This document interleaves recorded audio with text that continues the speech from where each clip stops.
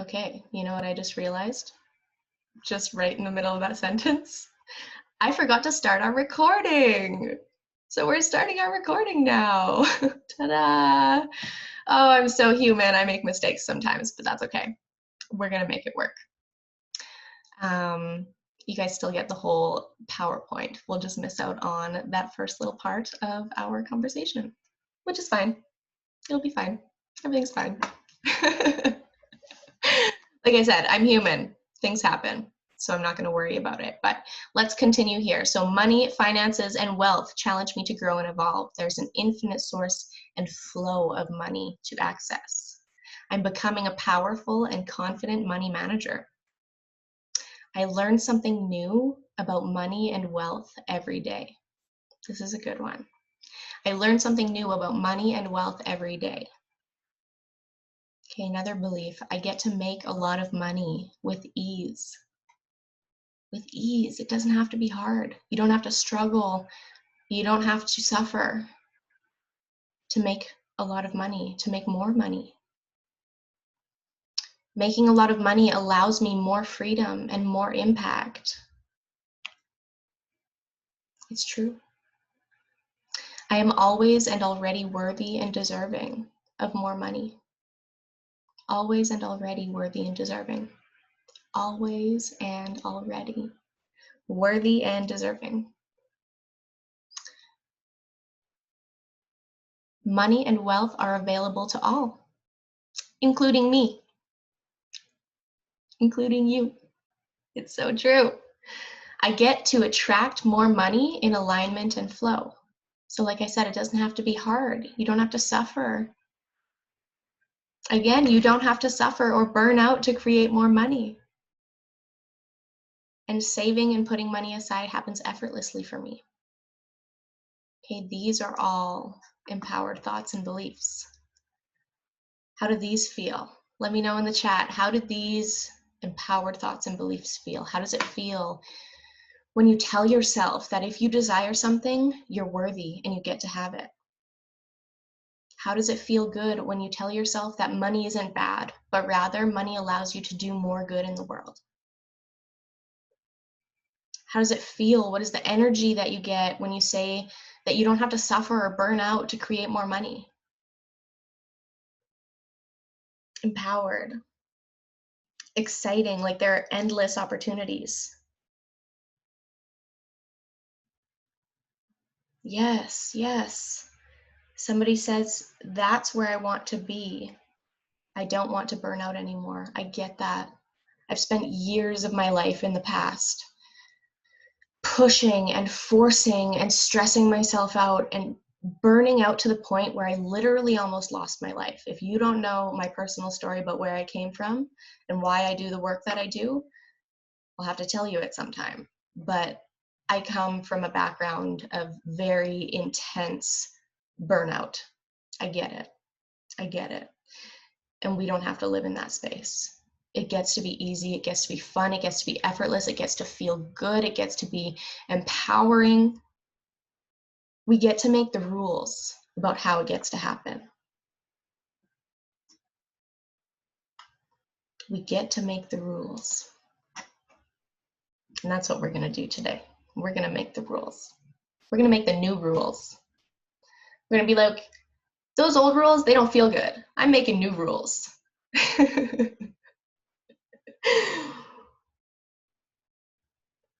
So once again, I don't know if I could say this enough times over. If your thoughts, your feelings, and your beliefs in your inner world are out of alignment with the results that you desire to create, your actions, your behaviors, and your results in your outer world, they will not reflect what you desire either. So your inner world, your thoughts, your feelings, and beliefs are affecting your outer world, your actions, your behaviors, and your results. Okay, if you want your actions, your behaviors, and your results to reflect a different result, align the inner world with what you want. Align your thoughts, your feelings, and your beliefs with what you want, right? That's where that law of opposites comes in. Look at the limited space that you're functioning from and shift it. You know, make the decision and make the changes to create new beliefs around how life gets to work for you, around how money gets to work for you, around how things get to happen for you. So the shift must begin in your inner world, in your mind and in your heart. It's got to begin within, okay? And when you change from within, your whole world changes. If you've been following me for a while, if you watch my work, if you work with me, if you're one of my clients, you know that I say this so often, and it's something we live by. When you change from within, your whole world changes. This is the truest thing I could ever share with you. Maybe the truest. One of the truest. This is powerful. Remember this. When you change from within, your whole world changes.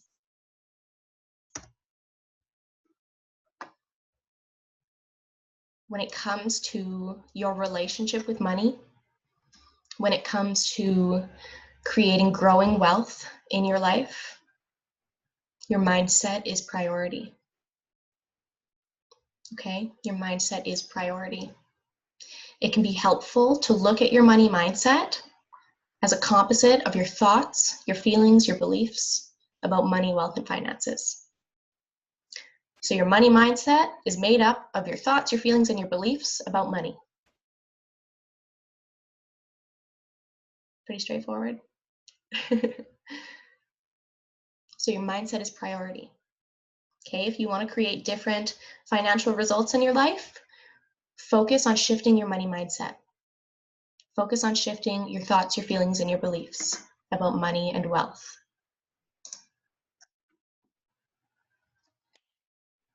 3 simple ways to shift your money mindset. 1, 2, 3, boom. Flip your negative scripts. Negative. Okay, I don't like to label things. I don't like to say things are good or bad or negative or positive. Things just are.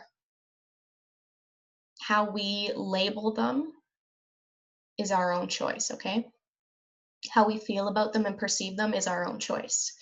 This is why I use these quotations, because I guess I have to use certain words so that things that I'm saying resonate with as many people as possible, but I also like to make it very clear that things just are. We decide if they're negative or positive, feel good, not feel good, good or bad. So that's on each and every one of us. We all see things differently, right? So flip those scripts, flip that dialogue, you know, those thoughts and those feelings and those beliefs that don't feel good. That's what I mean by flip the negative scripts. Use that law of opposites. Create that shift. Number 2, shift into gratitude. An attitude of gratitude is a magnet for miracles. Okay? An attitude of gratitude is a magnet for miracles. So if you can shift into a space of gratitude and appreciation, that's really going to shift your mindset about what is happening. These things can be applied to every area of your life, not only your money mindset, but every area of your life. Okay, if you want to make positive shifts in your life, flip your negative beliefs, flip your negative scripts, shift into gratitude, and focus on the good things. There's always a silver lining. Always, always, always. There's always something good. There's always opportunity. There's always a different perspective to see in every situation.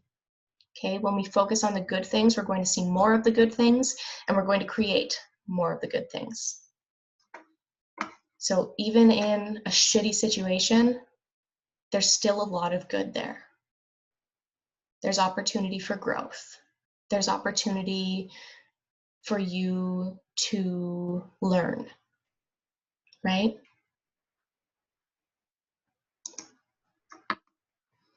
So let's talk about flipping those negative scripts, okay? Once again, your thoughts become things. What you focus on is always expanding. So your thoughts, your feelings, your beliefs, the words that you speak about money are all very closely related. When you entertain a negative script, a not feel good script, you end up giving these things life. So when you entertain a not feel good thought or feeling or belief, you end up giving them life. When you say things like, I'm broke, money is hard, I don't get to be wealthy, when you say these things out loud, you give these experiences life. So what would happen if you started shifting the way that you speak about money? What would happen if you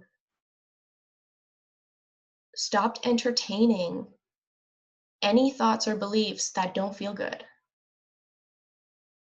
So much would shift for you, and so much will shift for you when you do this. So it's important to remember, I'm going to say this so many times during this training, your thoughts create your feelings create your actions, and your actions create your results. So practice flipping that script every time that you catch yourself entertaining a low vibe thought, feeling, or belief. Okay, every time that you speak about money in a way that doesn't feel good, catch yourself. Be like, hey, no, that's not right. I'm not entertaining that.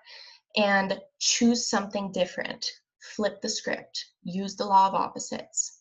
Okay, entertain the empowered thought on the opposite side of the spectrum instead.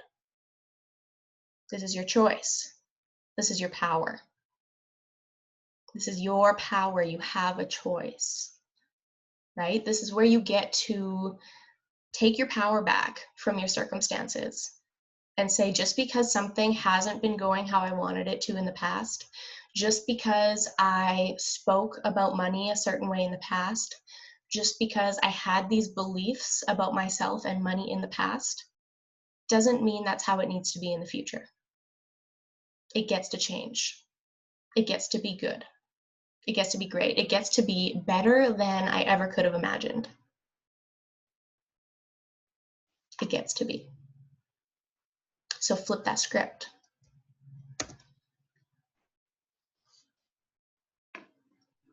Shift into gratitude, number 2. No matter what your current circumstances look like, there's always something to be grateful for. Like I said, an attitude of gratitude is a magnet for miracles, abundance, wealth, prosperity. When you focus on the things that you appreciate, it helps to put everything else into perspective. So when you focus on what you're grateful for, when you focus on what you're thankful for, it helps to put everything else that doesn't feel good into perspective.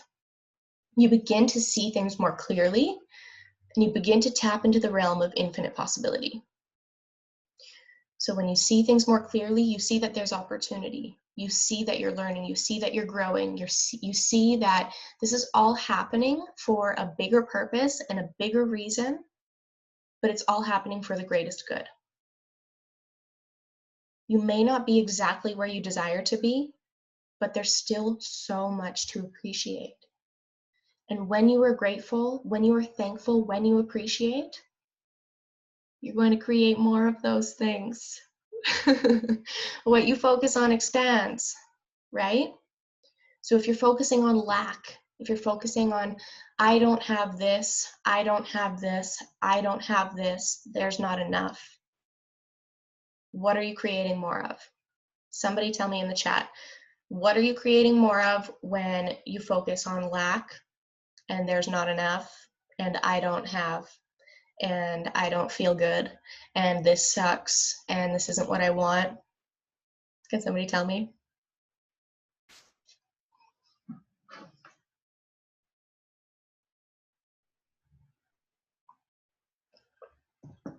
Lack. This negativity. More of the same. Exactly. More of the same. You've got it. So, what happens if we shift into gratitude? When we focus on what we're grateful for,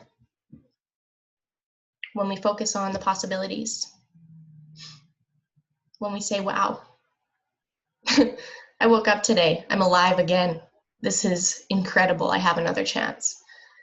There's opportunity for me to grow, for me to learn, for me to become more of the person that I'm meant to become. There's opportunity for me to step into the life and create the life of my wildest dreams. When we focus on gratitude and appreciation, we create more things to be grateful and appreciative of. When we focus on what we're thankful for, we get more of what we're thankful for. So start focusing on gratitude. Start shifting into gratitude. When you don't feel good, shift into gratitude. Gratitude practice is a huge practice to integrate into your life, especially when you're working on shifting your mindset. So practice writing down or speaking out loud at least 5 things that you're grateful for. Tell me in the chat, every single person who's on here, tell me something that you're grateful for in the chat right now. Okay, I'm just gonna start listing things off. I am grateful for waking up today, for the incredible fruit to infuse my water with. I'm so grateful to be here with each and every one of you. I'm so grateful you all invested in yourself to be here and learn and grow and benefit from this. I'm just so grateful for it all. I'm so grateful for it all. I'm excited. It makes me feel good. I love this. You know, this is the life that I wanted, and now it's here. This is like, wow. So cool. You're grateful for dogs, for living in Canada, for the sunshine, for your kitty cuddled up on your desk with you right now. Oh my gosh, which kitty? Which kitty? For the opportunity to study, my boyfriend, my dog, the sunshine, my beautiful new home, this time off work, my partner, having my own business to grow and do what I love, having my family safe and healthy, being so invested in my health and personal development. Grateful for Huey, the many-toed cat. I'm so excited. How good does that feel, my friends? Let me know in the chat one more time. How good does it feel to focus on gratitude? Like, I know for me, reading off, just saying the things I was grateful for and then reading all of your gratitude, it's like the highest vibe. It makes me feel so damn good. It makes me feel so damn good. When we're focusing on what we're grateful for, there's no space to complain. Like, there's just not. And when we focus on that gratitude, that's what we're creating more of, right? It feels warm and fuzzy. It feels so good. It makes you feel very fortunate. Hearts, right? It feels so good. Thank you for tuning into that with me. You should continue doing it more often. Everybody. It's so good. So kind of this point, number 3, kind of extends from the gratitude, right? Focus on the good things. No matter what is happening, do your best to look for the silver lining. Highlight the positives. Because consciously choosing to focus on the good that is present, even in a poor situation, is a really fantastic habit to practice. When you focus on the good, when you focus on what you're grateful for, it's going to raise your vibration. It's going to raise your energy level. It's going to make you feel good. And when you catch yourself feeling not so good about something that's happening, just choose to look for the positives. You have a choice, right? You have a choice. And as you expand your awareness and you start to pay more attention to what's going on in your mind and your heart and your feelings, you're going to be able to catch yourself. You're going to be able to catch yourself when you're not feeling so good. And then you'll be able to make that conscious decision to look for the silver lining, to look for the positives. And yes, it can sometimes be difficult. Like, I can't even extend on this point of how difficult it can be sometimes, because most of us have life really, really freaking good. But there are so many difficult situations out there. And even in the worst of the worst situations, even in the most terrible, difficult situations that happen in this world, there's still a silver lining. It can be hard to see it. It can be so hard to see it sometimes. But it's there. It's always there. That's something that I know. That's something that I believe. That's something that I know. And you have the ability in every situation to shift your mood and energy simply by practicing seeing and focusing on the good that is present. And if you don't feel like there's any good present, then you can at least find comfort in the fact that things get better and there is good coming. That's a belief that my mother ingrained in me from like the youngest age, was that things always get better. And I didn't always believe it. But over time, looking back in hindsight, I know how true that is. You know, watching other people's situations, hearing and learning about, you know, people out there in the world that have been in some of those beyond difficult circumstances, like that I can't even imagine. Things get better. Things do get better. There's always good coming, even if you can't see it right now. Yes, things continue to get better and better and better and better and better and better and better and better and better and better and better and better and better. Until they're so good, they're even better than we ever could have imagined. It's so true. So yes, okay, those 3 points. Powerful in shifting your money mindset, okay? So flip the script from negative to positive, number 1. Number 2, shift into gratitude. And number 3, focus on the good, okay?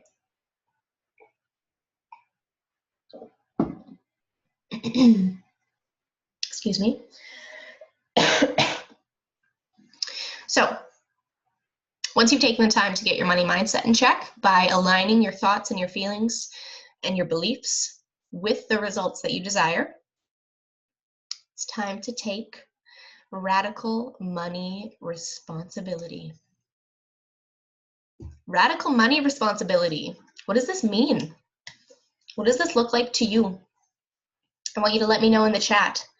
What does taking responsibility for your finances look like to you? For me, I'll share with you what it looks like for me, but I want you to share with me in the chat. What does taking responsibility for your finances look like to you? To me, taking responsibility for my finances looks like showing up to get a clear view of where my finances are every single day, and recognizing and laying out the steps that I can take in my life to continue moving my finances toward where I desire to go. So to me, it means getting, like I said, a very clear picture of where I'm at every day and doing everything in my power to take the steps forward to where I want to go financially. That's what responsibility for my finances looks like for me. Even when things are so difficult or things are so far from where I desire them to be, bravely taking action and showing up for it anyways. Even when it's scary, even when it's difficult, even when it's uncertain, even when we don't know how things are going to work out. Just showing up and doing your best. Another thing it means to me is asking for help. You know, working with a professional, talking to people that have experience that I don't have to learn how I can help myself in these different situations. Okay? These are different ways that I've taken responsibility for my own finances.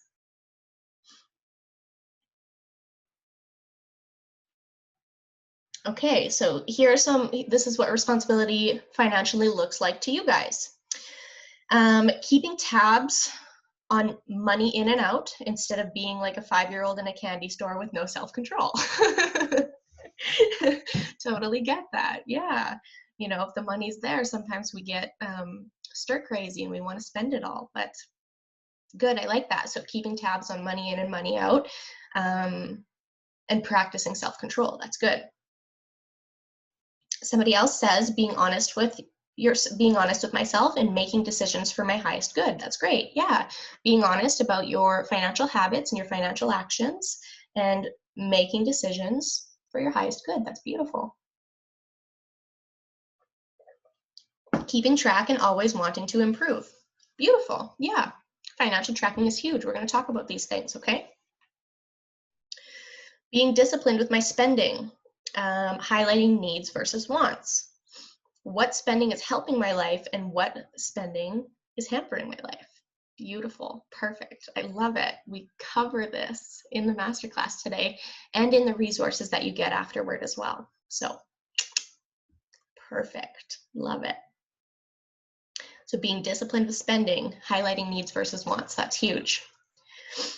Actually knowing where and what I spend my money on, being open to improving my finances, especially deciding exactly what I want and what my financial goals are.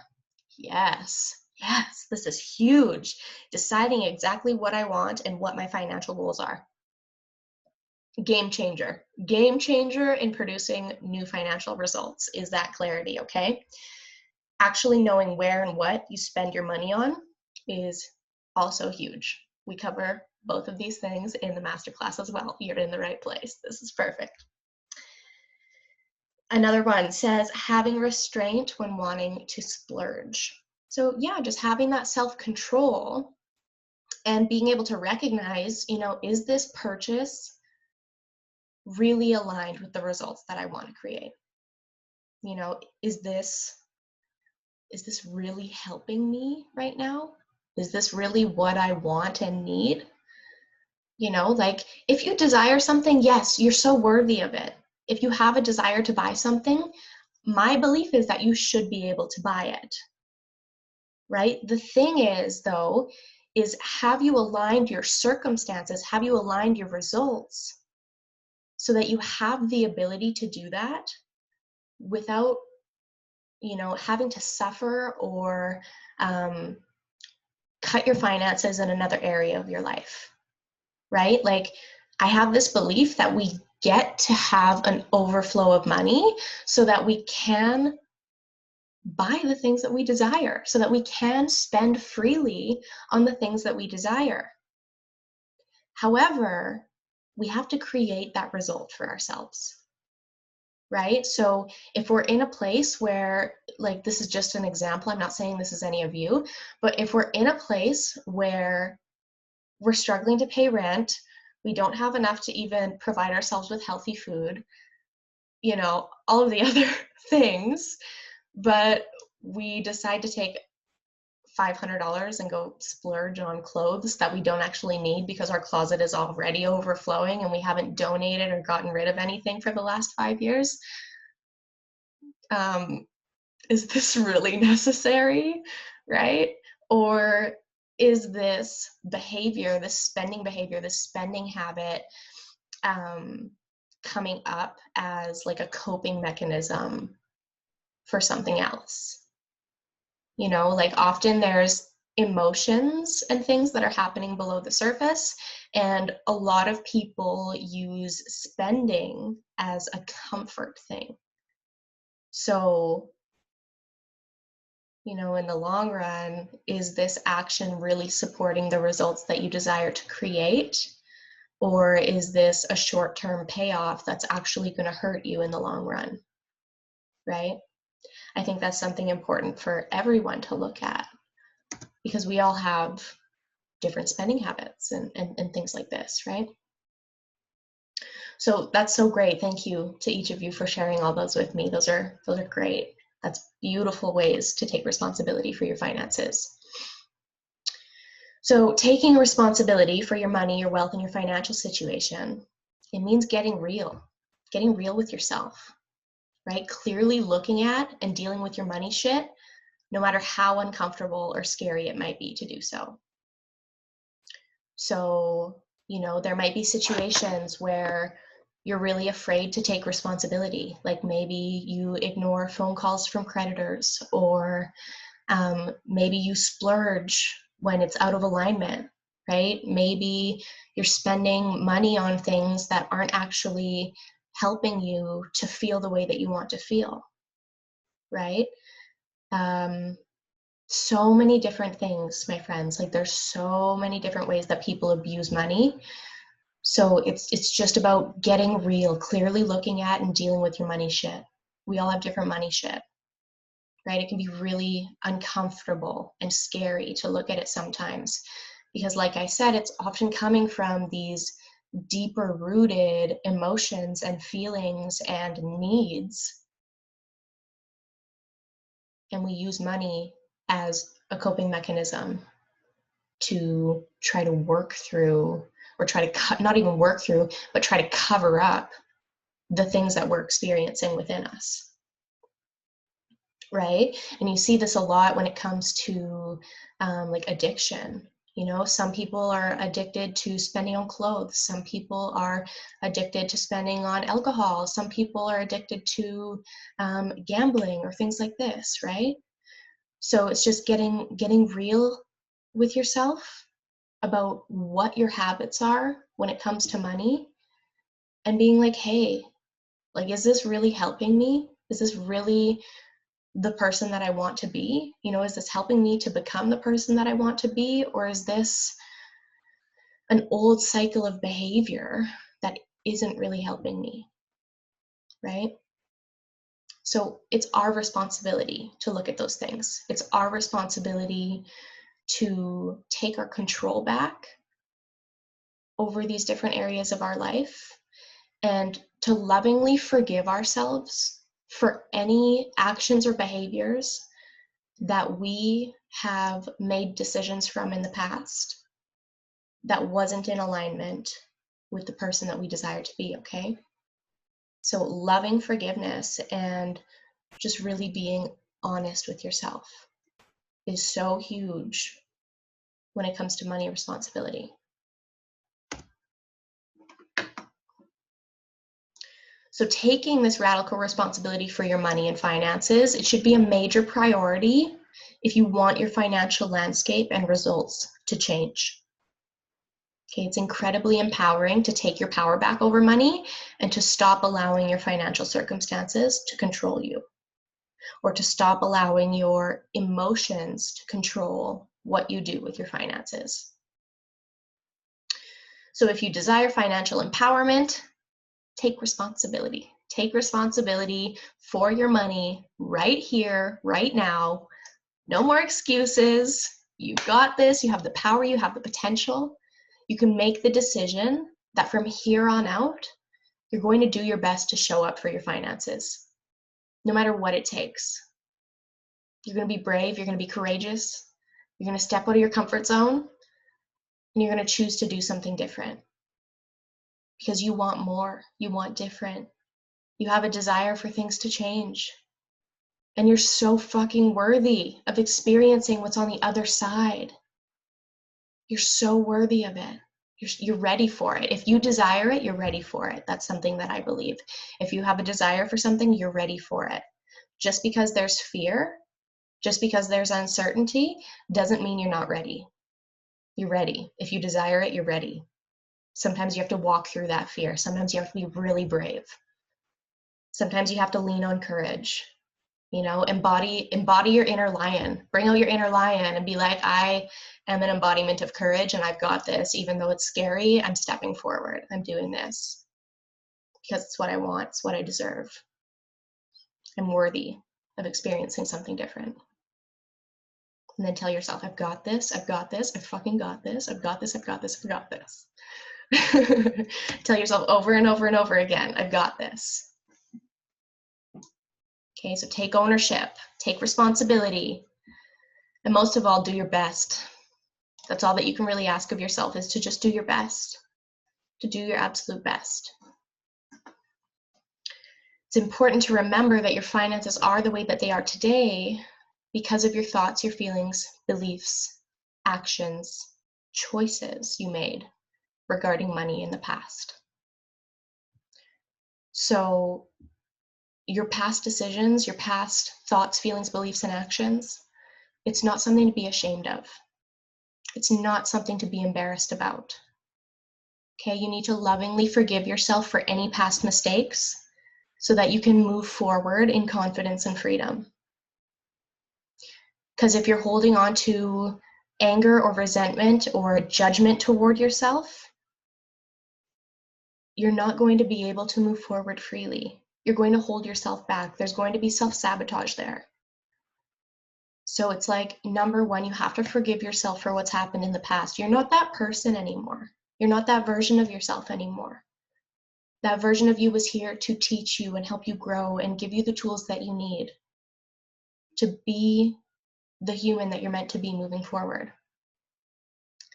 So forgive yourself for any past mistakes that you've made. Forgive yourself for any past decisions.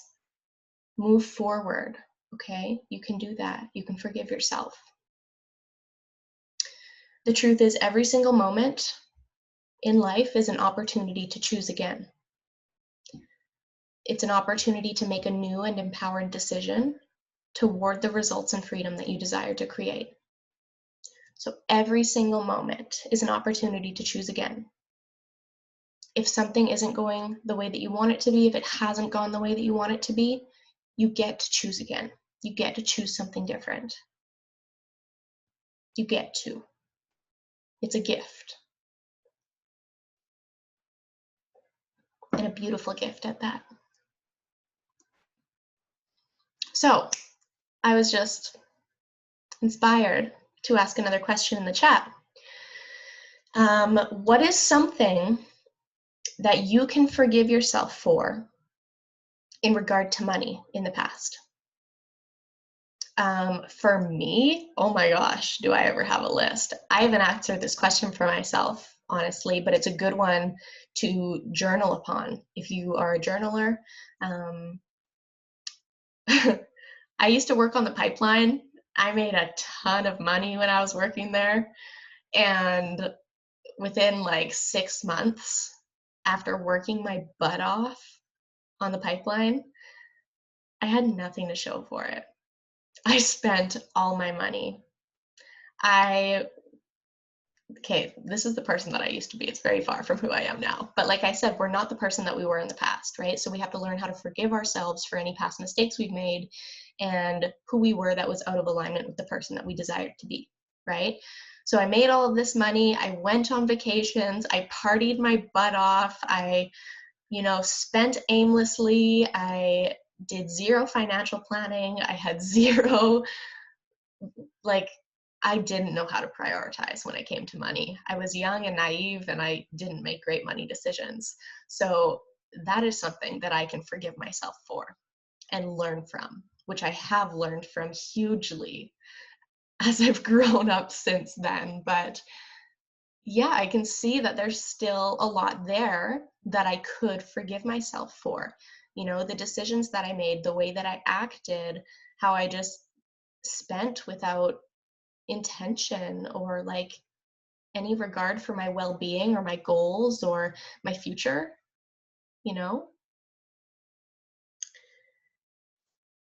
So somebody says, forgiving yourself for spending money every chance that you got.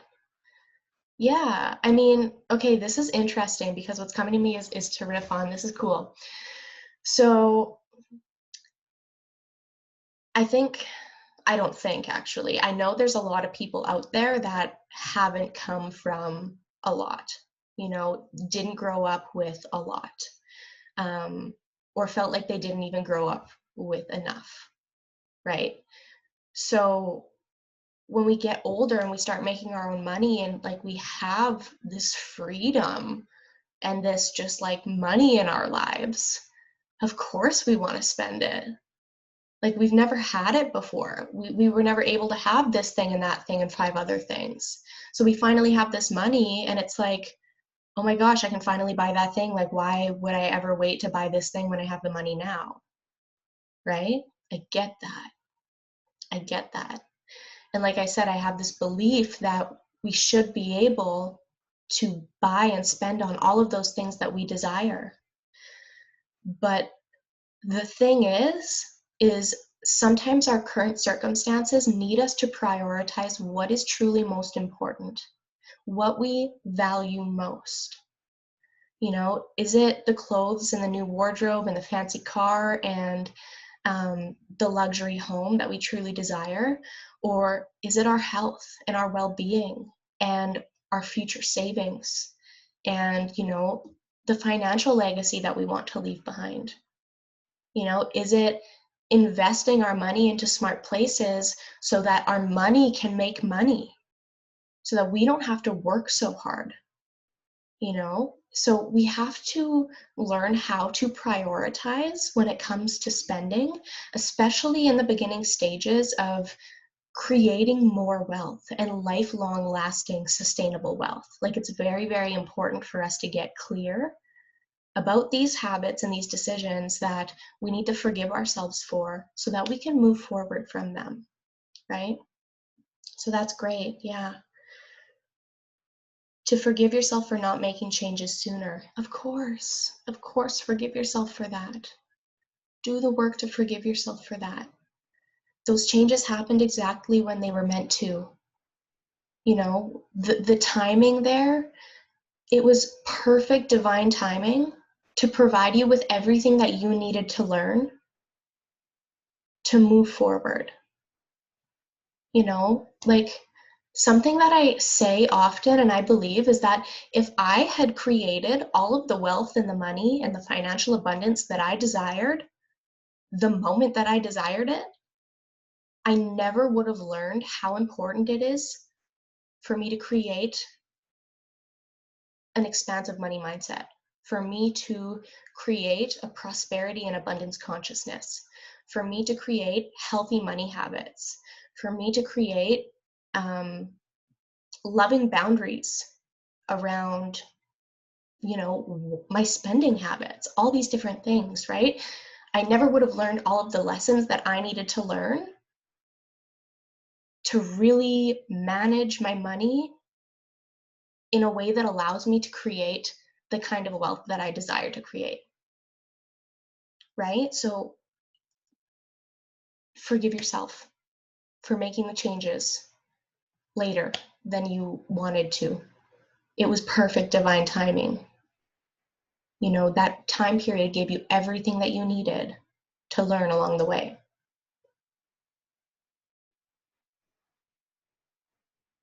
Okay, so back to spending money every chance you got.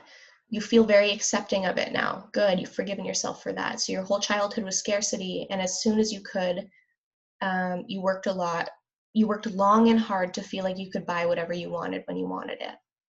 You don't regret it, but you also wish you were thinking about your future self. Yes, of course.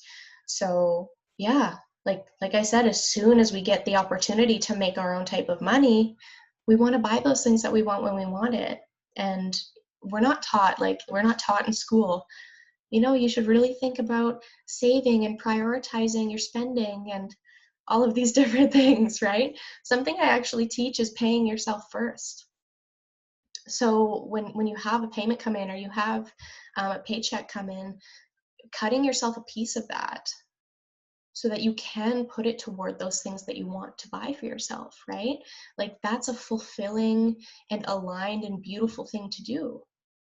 However, like, this is where kind of budgeting comes in, right? Prioritizing, budgeting, making sure that there's still enough to provide for your well-being and the quality of life that you desire and all of these different things.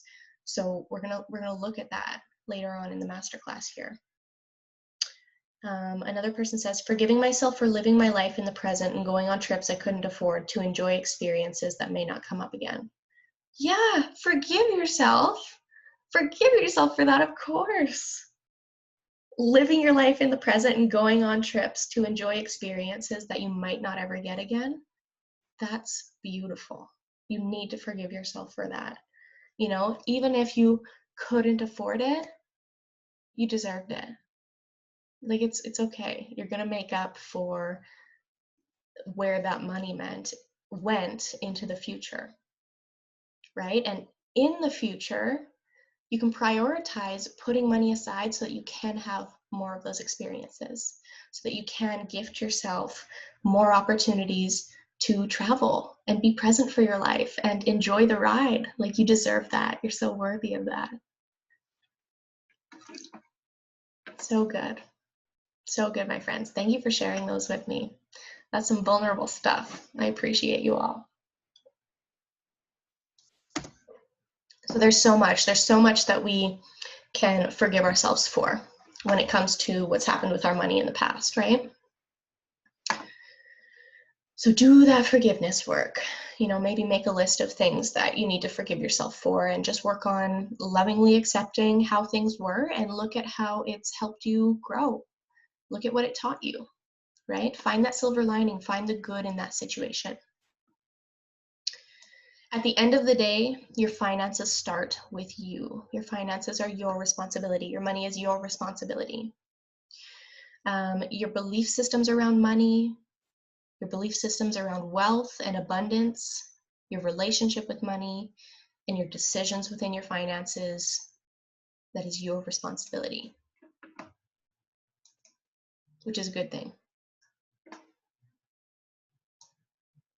So all the time, people say things like, okay, give me like a thumbs up or an emoji in the chat if you've said things like this before, okay? I want to earn more money. I'm pretty sure all of us have said that. I desire growing investments and savings. My goal is to never worry about money again. Let me know if this is you. Let me know if this is you. Yes, thumbs up, thumbs up, thumbs up. Yes, yes, we want to earn more money. We want growing investings and savings. We want to never have to worry about money again, right? So many of us say these things all the time, but lack the responsibility and self-discipline that it takes to show up and prioritize these things in our lives. Okay? So we have to develop the responsibility and discipline. We have to prioritize creating these results. If we want growing investments and savings, we have to control our splurging, right? If we never want to worry about money again, we're probably going to have to prioritize saving and earning more.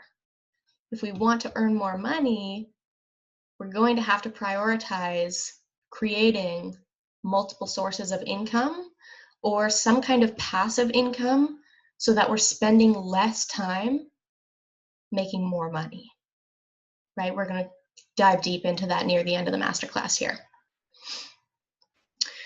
So the self-work and homework exercises related to this lesson, they're going to help you develop a foundation for improving your relationship with your finances, and they're going to encourage you to take responsibility, show up strong, and create the freedom you desire, okay? So you're going to work through this stuff if you receive my emails, then you know that this is turning into an online course, and that's where you get to go do all of the self-work, okay?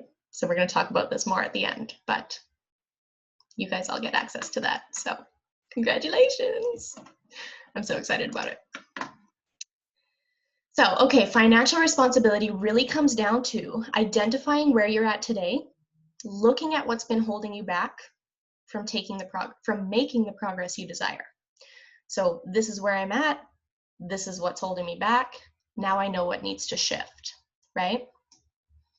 So many people think that they've failed before they even begin when it comes to money because they simply lack the clarity they need to start creating sustainable, lasting change.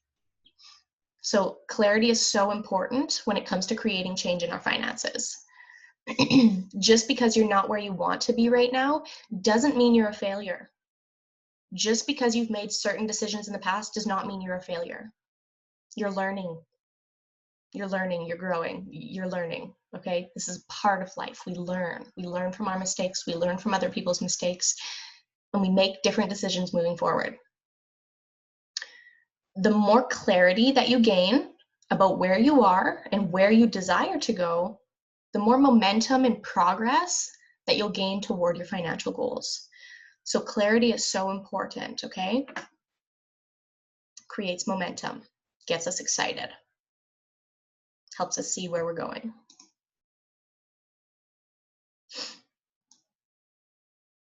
So in your follow-up homework, you're going to reflect on the following questions. I'm not going to spend too much time on these right now, but you're going to reflect on these later. So where in my life have I avoided taking responsibility for my money and financial circumstances? What areas of my life do I feel embarrassed or ashamed to be honest or talk about?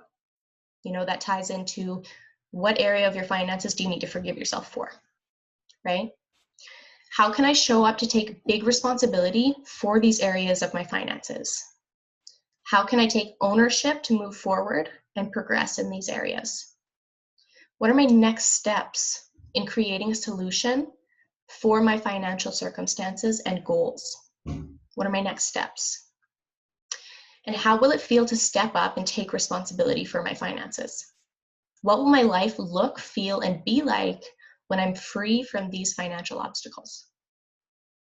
So this is some of the clarity work that you're going to do, okay?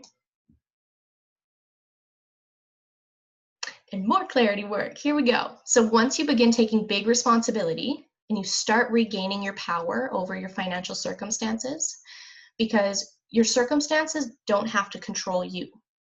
You are in control of your circumstances, okay? So getting this crystal clarity in your finances is really important in taking your power back. So most people don't realize that a crystal clear starting point is exactly what they need to move from where they are within their finances closer to where they desire to be. I know one of you said earlier in the chat box that getting really clear on what your financial goals was something that you know you need to do, right? So first you have to get super clear, you have to get over the fear of coming face to face with your financial circumstances. So you have to get over the fear of facing your finances. You have to get over the fear of saying, okay, I'm sitting down, I'm going to look at where things are at, I'm going to look at what is happening here, and I'm going to figure out what I can do about this, right? So seeing things clearly is essential in getting ready to create change and transformation. If you don't have a clear starting point, it's going to be really hard to move forward. So like I said, that crystal clear starting point is exactly what most people need to create different results. So taking a loving and accepting approach to facing the numbers, to facing your financial situation, is one of the most powerful steps in transforming your relationship with money. If you've been in avoidance of any part of your finances, facing things may seem intimidating. I know in the past, I was the type of person, at one point I was so afraid to face my finances and what was going on, I would ignore phone calls from my creditors. I started turning off the sound on my phone so that when a call came through, I could pretend that it wasn't happening. I get it. If you've been avoiding any part of your finances, I get it. It can be difficult and intimidating and scary to face these things, but it is so important in helping you move forward. It's so important. This is part of taking responsibility. This is part of transforming your relationship with your finances, okay? Show up for it. Make those calls. Work with those creditors. You know, face those numbers. Getting a clear picture of where you're at is an extremely empowering step. You know, ask for help, go see a professional. There's so many tools and resources out there, like especially when it comes to debt or like finding out what your options are in helping you move forward. There are so many people out there. So if you want to talk more about this one-on-one, make a note on a piece of paper or something that's in front of you to send me a message after this, and I can share some of the resources with you that I've used along my financial journey to help me face these really difficult situations, like to help me show up and get the help that I needed to figure out what my options were so that I didn't have to stay stuck in a limited spot when it came to money and finances, okay? So make a note to send me a message after this about people I've worked with to help me with my finances in the past? Okay, good. So we're going to look at all things credit. Okay, we're going to fly through this. So credit is quite important when it comes to creating growing, sustainable wealth because it creates financial leverage. Okay, so credit isn't a bad thing. Like, debt from credit is not a bad thing. It's not always a bad thing, okay? We can turn it into something that doesn't help us, but we can also use it to really help us create financial leverage. Okay, this means using borrowed money to improve your financial situation or increase potential return on investments. So you can use credit to make more money. You can also use credit to increase return on your investments. Sorry, that's the same thing. The other point was that you can use credit to improve your financial situation. So your circumstances. Okay, here's an example of leverage. I found this on Google and I liked it. So I thought this would help you understand what leverage is. So this is how people can use leverage to make a greater return on their investment, okay? So let's say this is for a house or something. Okay, person one makes a down payment of $50,000. Person two makes a down payment of $500,000. Person one gets a loan or a mortgage or something for $450,000. Person two, they don't get any loan. They paid $500,000 in cash. Person one, they pay $22,500 in interest. That's the cost of their debt. Okay, that's what they pay to get this loan from the bank or get this mortgage or whatever. Person two, obviously they didn't get a loan, they didn't get a mortgage, they paid cash, they don't have any cost of debt. They sell the house for the same amount. They both end up selling this house for $550,000. Okay?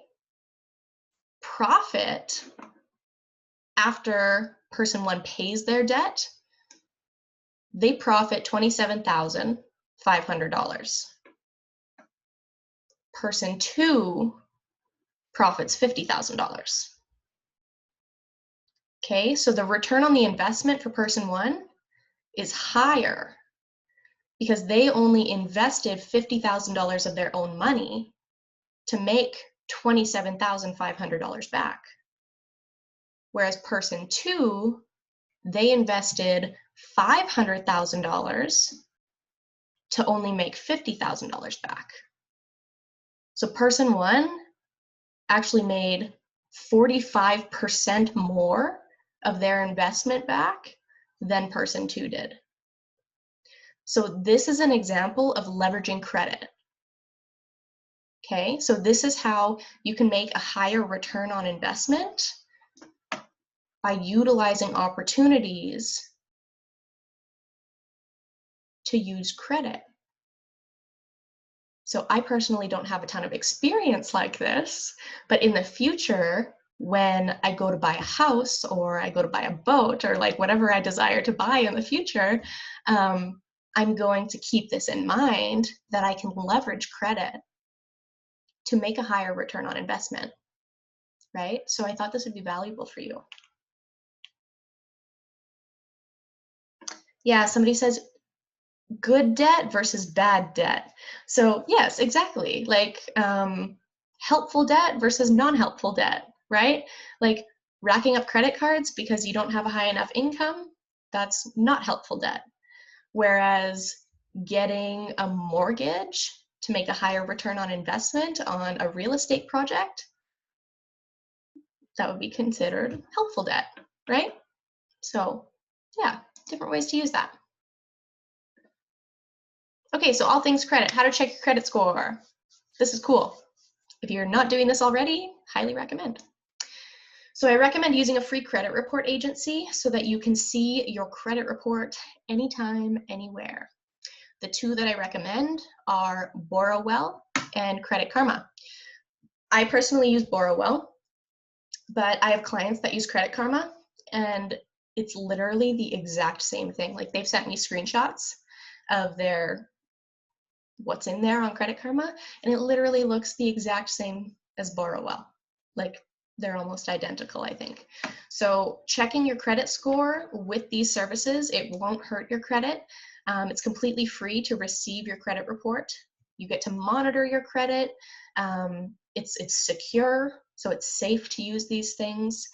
They even provide you with like personalized financial recommendations. There's actually like a credit coach. So it's this like automated computer that gives you different recommendations for you to improve your credit over time. So there's free credit improvement tips, education, and it's just really, really great to get a clear and detailed picture of where you're at. So if you're not already using one of these, write them down right now so that you remember, and go and check out your credit score. You know, it literally shows you like who you owe money to, like who your creditors are, how much you owe. It'll even show you like what payments have gone through and on what schedule, on a month-to-month basis or a bi-weekly basis, or however often you have payments set up with them. And it'll show you where missed payments have happened, right? So then you can see like where there was a mishap, and you can also see how that's affected your credit score if anything like that is happening. Maybe you're somebody who just doesn't have a lot of credit because you've never built credit before, right? This will give you an opportunity to see how you can start building credit for yourself so that you have more options financially moving into the future.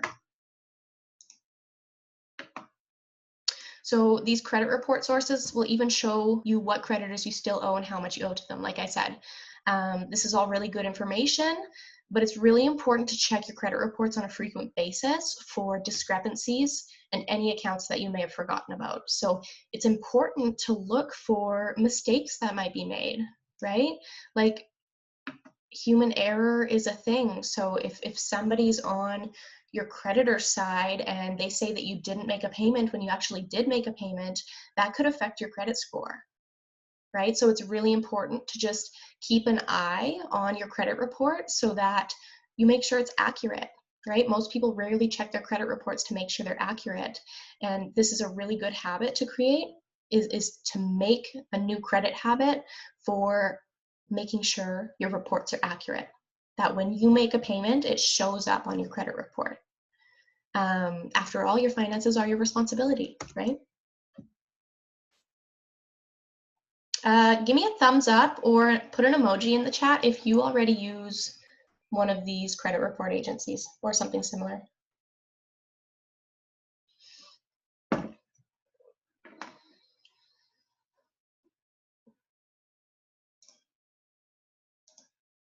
Good, a couple of you. Awesome. So if you don't already, highly recommend. So a few unnecessary or incorrect or fraudulent dings on your credit score could affect the interest rates that you pay, how much you can borrow in the future, whether or not you can finance things, or even whether or not you can rent or lease certain places to live. So it's important to pay attention to what's going on behind the scenes when it comes to your credit, because fraud is a thing, you know, mistakes happen. There's so many different possibilities, right? It's your responsibility. They're your finances, they're your responsibility. Start paying attention, like priority. So if you have credit cards or loans, keep a close eye on your statements and your payment schedules for accuracy and any purchases or charges that might not have been made by you, okay? So credit scores generally range from 350 to 850, and each lender or bank may differ on what they consider a good score to be, but some general guidelines are as follows. So excellent credit, 700 to 850, good credit, 680 to 699, average credit, 620 to 679, low credit, 580 to 619, poor credit, 500 to 579, and bad credit, 300 to 499. So if you have great credit, excellent credit, amazing. If you have low, poor, bad credit, there are many opportunities and options for you to work on increasing your credit score so that you have all of the options available to you possible when it comes to your future finances, right? So 3 rules to follow to help you improve your credit score. Pay your bills on time. This one may seem obvious, but a lot of people don't do it. Number 2, keep credit card balances around less than 20% of your credit limit. So if you have a $10,000 credit limit, try to keep your credit card balance, less than 20% of that, less than $2,000, because we're gonna look at why on the next slide. Actually, I'm not gonna spill the beans yet. Number 3, build a credit history. That's the third most important thing, is to build your credit. Especially, like I said, if you're somebody who doesn't have any credit, it's important to build a credit history. We're gonna look at why in the next slide. So pay your bills on time, keep your balances around 20% of your credit card limits, and build a credit history. So paying your bills on time is important because it can be easy to miss payments amidst the hustle of day-to-day life. Automate payments where it's possible. This is like the easiest thing that you can do, is just have payments come automatically out of your account wherever it's possible. Otherwise, pay your bills as soon as you receive them. So when a bill comes in the mail, don't just throw it into a pile. Pay it, file it, get it over and done with ASAP. That's the best thing that you can do to improve your credit. Number 2, keep your balance less than 20% of your credit limit, because having high balances on your credit cards can lower your credit score. Lenders assume that you can't repay the balance that's on your card. So if you have a high balance on your card, your creditors just make the assumption that you can't pay it. So if you have a $10,000 limit, a $9,000 balance, they're going to assume that you're charging or spending more than you actually earn. Yet if the same card only has a $1,000 balance, your lenders are going to be eager to offer you a higher credit limit, hoping that you're going to spend more money so that they can earn more interest off of your purchases. Does that make sense? Like, that's just how they do business. If you're not charging a lot, they're going to say, hey, here's a higher balance. We hope you spend more money. Yet if you have a high balance, they're going to be like, oh, they can't pay this, right?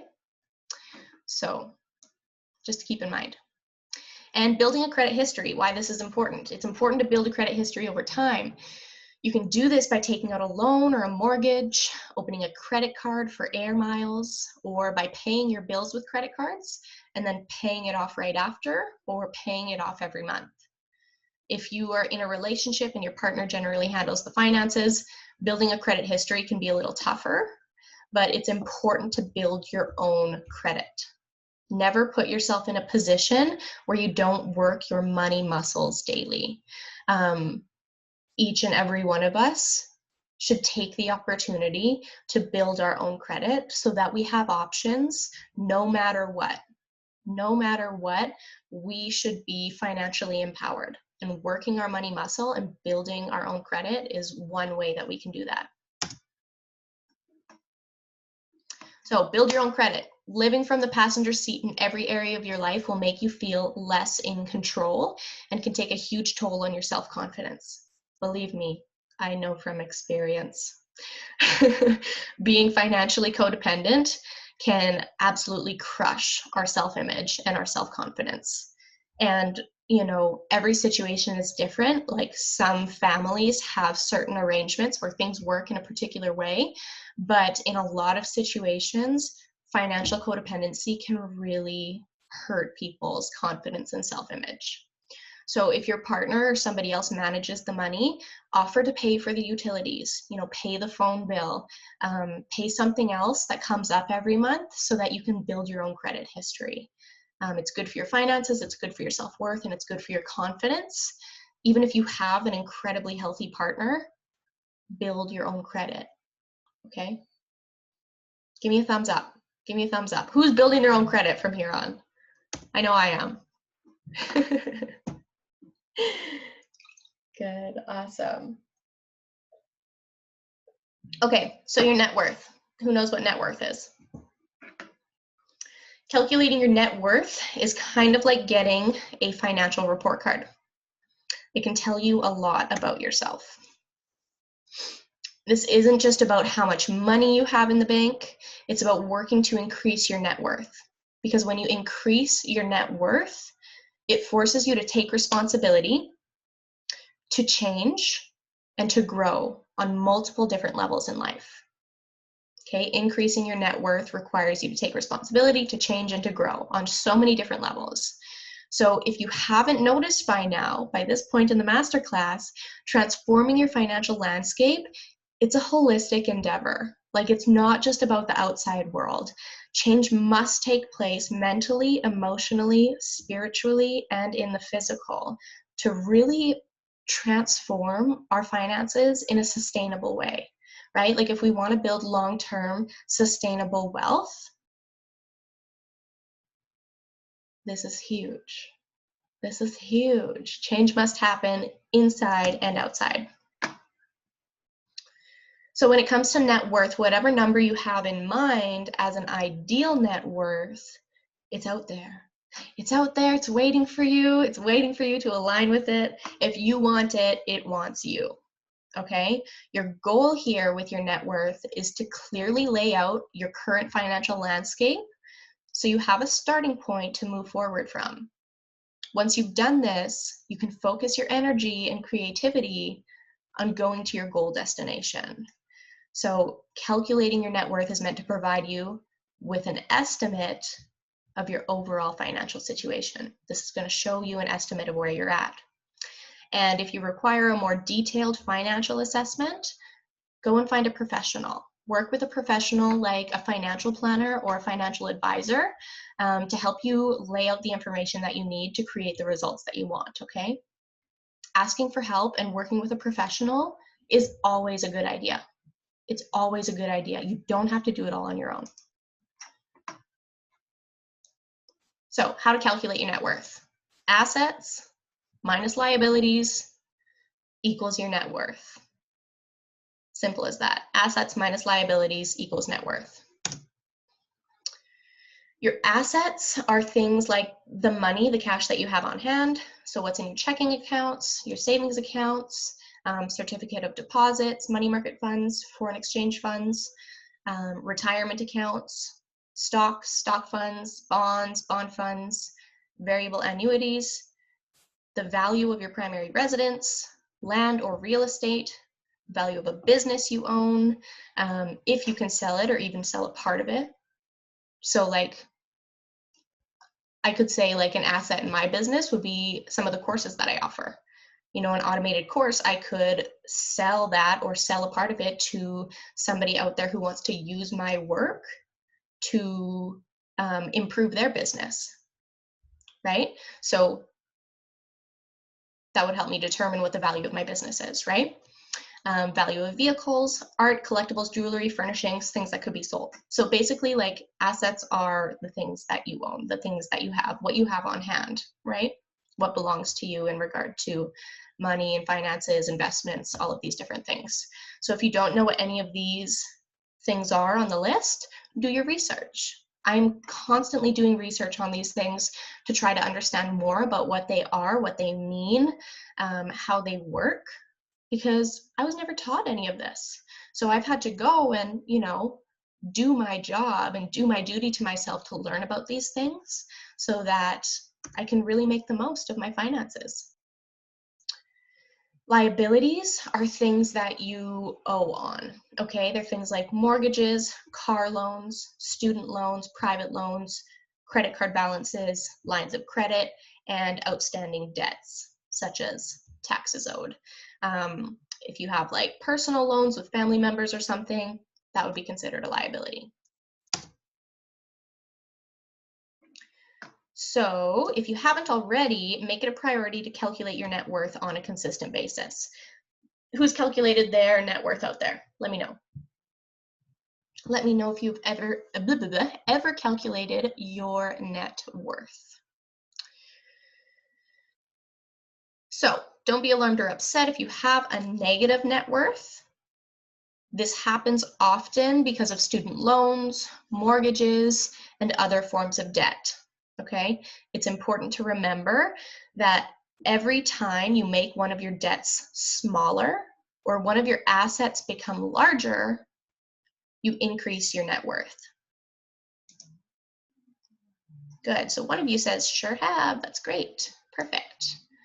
So here's how to increase your net worth, okay? You can increase your net worth by paying off debts, saving money, reducing your spending, or investing.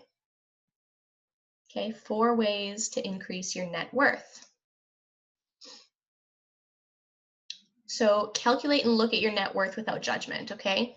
When you do this and you go through the process and you calculate it, do it without judgment. The number you identify is simply a starting point, right? It's an estimate of where you're at in your financial landscape. So I highly recommend taking the opportunity to spend some time with a financial professional, like I said, to help you calculate a more detailed and accurate financial landscape. For now, with where you're at, this net worth calculation can be a great place to begin. And with using the Borrowwell or the Credit Karma app, you can go in and see what your liabilities are, who you owe to, how much you owe, right? And then you go into your online banking and you see what's in your accounts, you know, count up your piggy bank, count up the cash that you have in your wallet, all of these different things, and you'll be able to identify what your assets are, what your liabilities are, do that math homework, and determine your net worth. So financial tracking. We're going to get into this because this is good. I'm going to keep moving at this pace. It looks like we're going to go a bit over 2 hours, but that's okay. Y'all are strong, y'all got this, and we're taking in a ton of beautiful information. So I'm guided to tell you to have a drink of water. If you haven't been drinking water, have a drink of water. Do yourself a favor. So financial tracking. Tracking daily spending and income is a fantastic way to see what's working for you financially and what is not working for you from a financial perspective. So like we talked about all these things when we were talking about financial habits, right? What we need to forgive ourselves for. So this portion of the training is all about pinpointing what holds you back financially. Okay, this is going to help you look at what's been working and what hasn't been working. So many people have money habits that are out of alignment with the results they desire to create, like we talked about. Some of the main causes are often stress, debt, or stress caused by debts, okay? Whatever the causes of the not great money habits are, we can always gain more awareness by getting specific about the habits that no longer serve us. So let me know in the chat box if you've ever experienced stress because of debt. Have you ever experienced stress because of debt? I know I have. It used to plague me. Oh my gosh. Ugh, it used to be so heavy until I started taking financial responsibility. Then it started getting lighter and lighter and lighter. And I worked with a professional and I was like, oh my gosh, I have options. Oh, I can change my circumstances. Wow, I can't believe this. This is amazing. I'm so empowered. And I got to change my financial results. So this is why I talk about this stuff, because we all have the ability to, right? So yes, sure have, for sure. Yes, right now, absolutely. I get it. I get it. Yes, okay, awesome. So this happens. It's okay. Stress happens, especially when it comes to finances. But it's okay. We're going to work through it. We're going to give you the tools to work through it. So tracking money inflow and outflow, like a couple of us talked about, provides another objective perspective on your finances. So tracking inflow and outflow, I like to think of the grannies that carry around their checkbook everywhere with them. And then every time they spend a single penny, it gets written down. And they just like keep this hawk's eye view on their finances. And they know every single detail about where they're at financially, right? We should be more like the grannies. It's super empowering, right? They know what's going on within their finances, and they're typically pretty structured with what they spend money on and where and when and why. So Tracking like this can help you pinpoint where you're spending unnecessarily and to create more clarity about what's truly important to you. So it's going to help you see if you're really investing and spending on what you value most, right? Are the purchases you're making, or the things that you're spending on really important to you? Or is this just mindless spending, right? So I'll be providing you with some resources that you can utilize for this financial tracking as you move into the future, okay? I'm going to give you some templates that you can use every day to check in with your inflow and outflow and a few other things. So here are some tips, okay? Begin tracking every dime you spend and earn. Every single dime. I mean it. Expenses, bills, fund money, ATM withdrawals, bank fees, subscriptions, what you spend on yourself, what you spend on others, food, everything. If you spend it, get a receipt for it. Ask for a receipt every single time you make a purchase, and double check them with your online accounts. Either use a notebook or utilize the financial tracking template that I provide for you to track every transaction that you make. Use your receipts to compare it with your bank accounts, include automatic transfers, payments, subscriptions, everything, okay?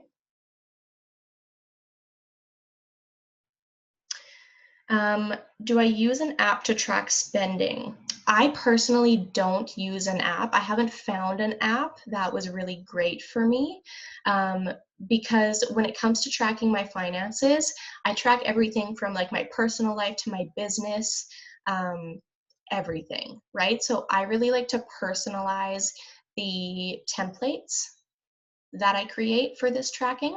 And personally for me, I know not everybody's like this, I like having the control of like going in and punching in the numbers and seeing where I'm at every single day. And I don't spend more than 5 minutes a day with my financial tracking. Like, it's really quick and easy and it's routine now.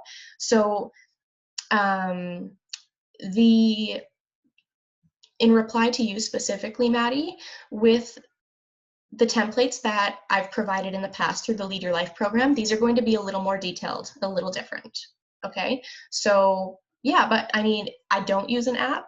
If you can find an app that resonates for you and allows you to punch in everything that you need to track, sure, do it. And we would probably all love to hear more if you find that. So yeah, that's my answer. Okay.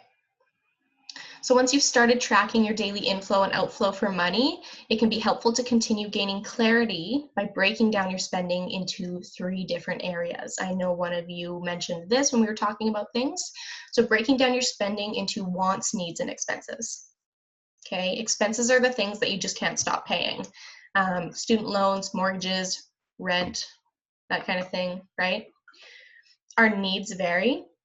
But school supplies, clothes for your children, groceries, personal care, hygiene items, soap, toilet paper, all these kinds of things fall into the need category for most people. And wants are things that aren't really necessary, you know, eating out, extra clothes, different things, right?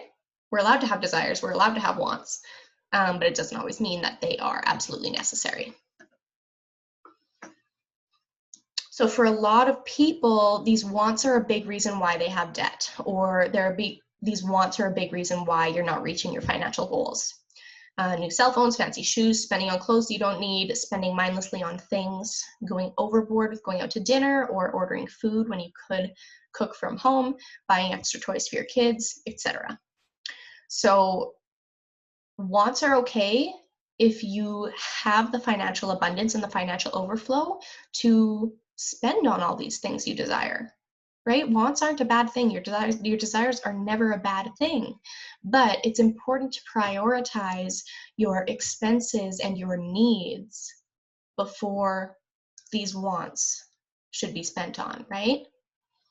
So online subscriptions can be an expense or a need that can easily turn into a want if we forget to cancel these services when we no longer use them.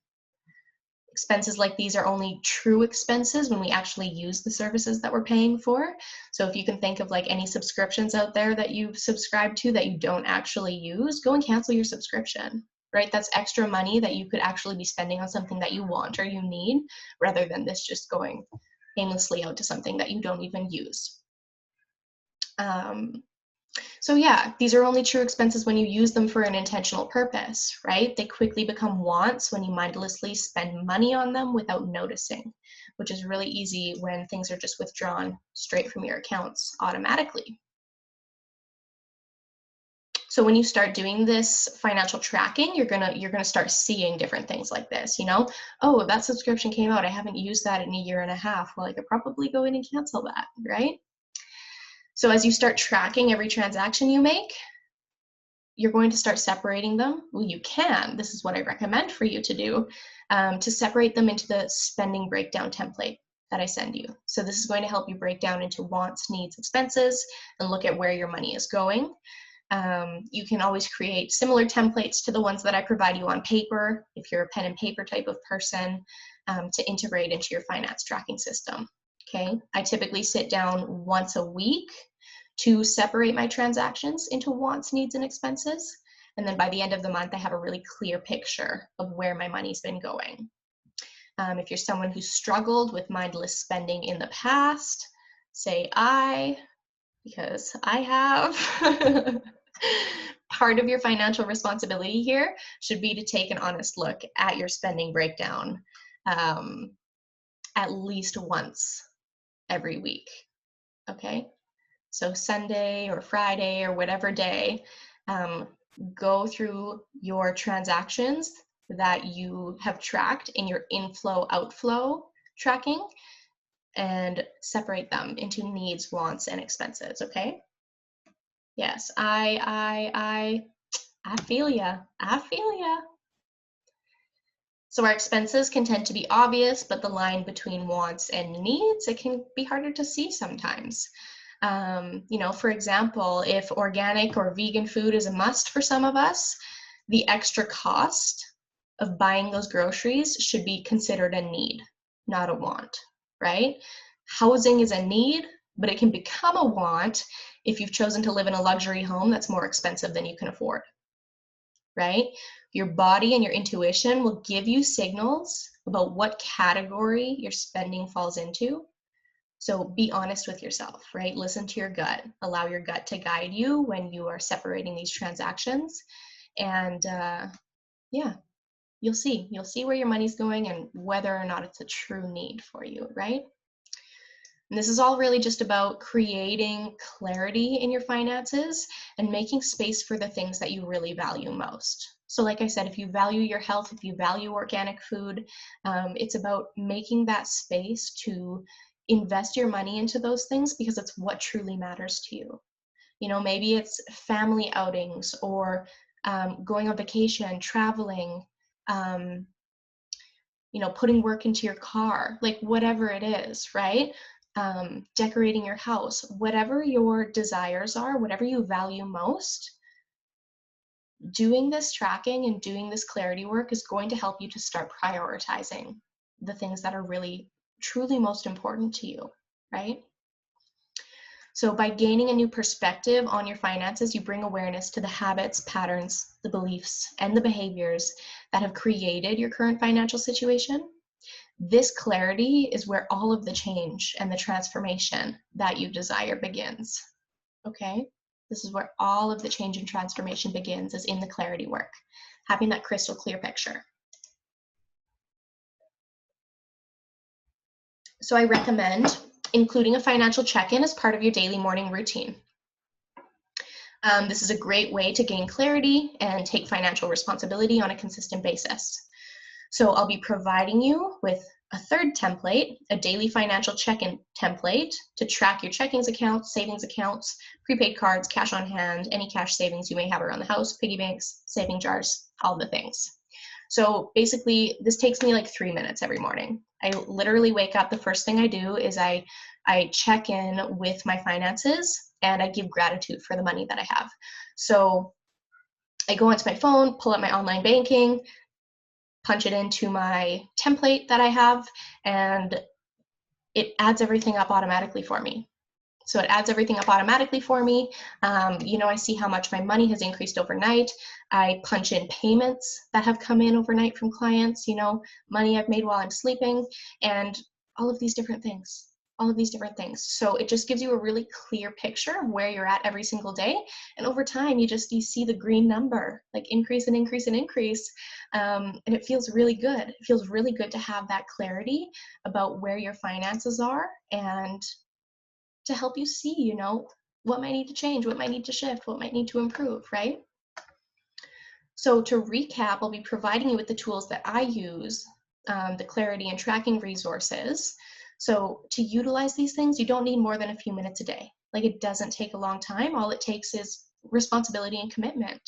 So track every dime you spend and earn with your inflow-outflow tracking template, okay?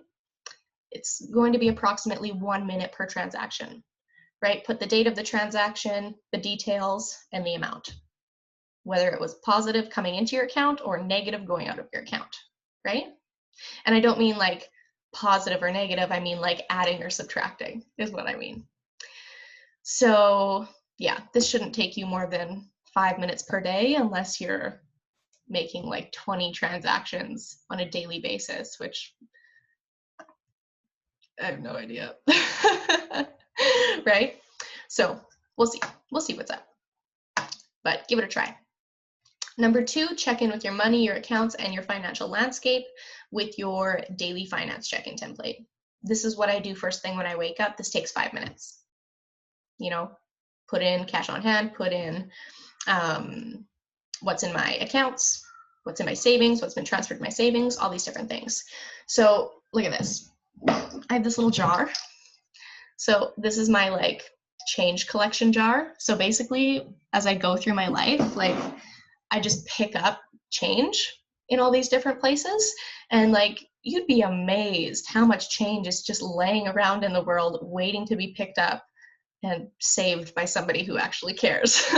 So yeah, I just, on a daily basis, so that I don't have to recount that whole jar, any change that comes in that I'm going to throw into that little savings jar, I just like put on top of it. And then all I have to do is add it to the amount that I had written in my template from the day before, so that I don't have to count all the change, right? So you don't have to empty out your piggy bank every day, but just like have a little pile beside your piggy bank and then put it into the jar after you add it to the number from the day before. Does that make sense? Okay, so that shouldn't take you more than 5 minutes per day. Like, it literally takes me 3 minutes most months, and then I get to say, thank you for this beautiful money. I'm so grateful for this money that I have. So grateful. So break down and assess your spending habits with your spending breakdown template. Do this once per week. It'll take 5 to 10 minutes depending on how many transactions that you make throughout your week, right? And this is just about separating wants, needs, expenses. By the end of the month, you'll be able to see where all your money is going, and then this is where you can make adjustments within your habits, right? So this is something to have fun with. Like, have fun with this process. It's all about growth and development and taking responsibility. So you're taking radical money responsibility. That's a huge deal. Like, that's a massive win, and it's putting you many steps ahead of where you were prior to doing this work, okay? The more that you show up for that clarity, and just to look at where you're at and identify what changes need to be made, the more empowered you're going to become. So this is the realm of radical money responsibility. Welcome, my friends. It's a beautiful place to be.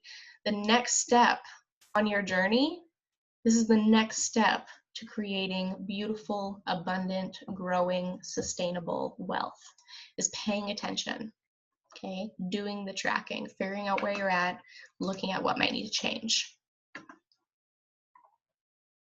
I hope I didn't speak too fast there, like, it was almost like a tongue twister. So now that we've covered money mindset, improving your internal relationship with money, and taking radical money responsibility, we can look at Multiple sources of income. MSIs. Who's heard of MSIs before? Let me know in the chat or give me a thumbs up.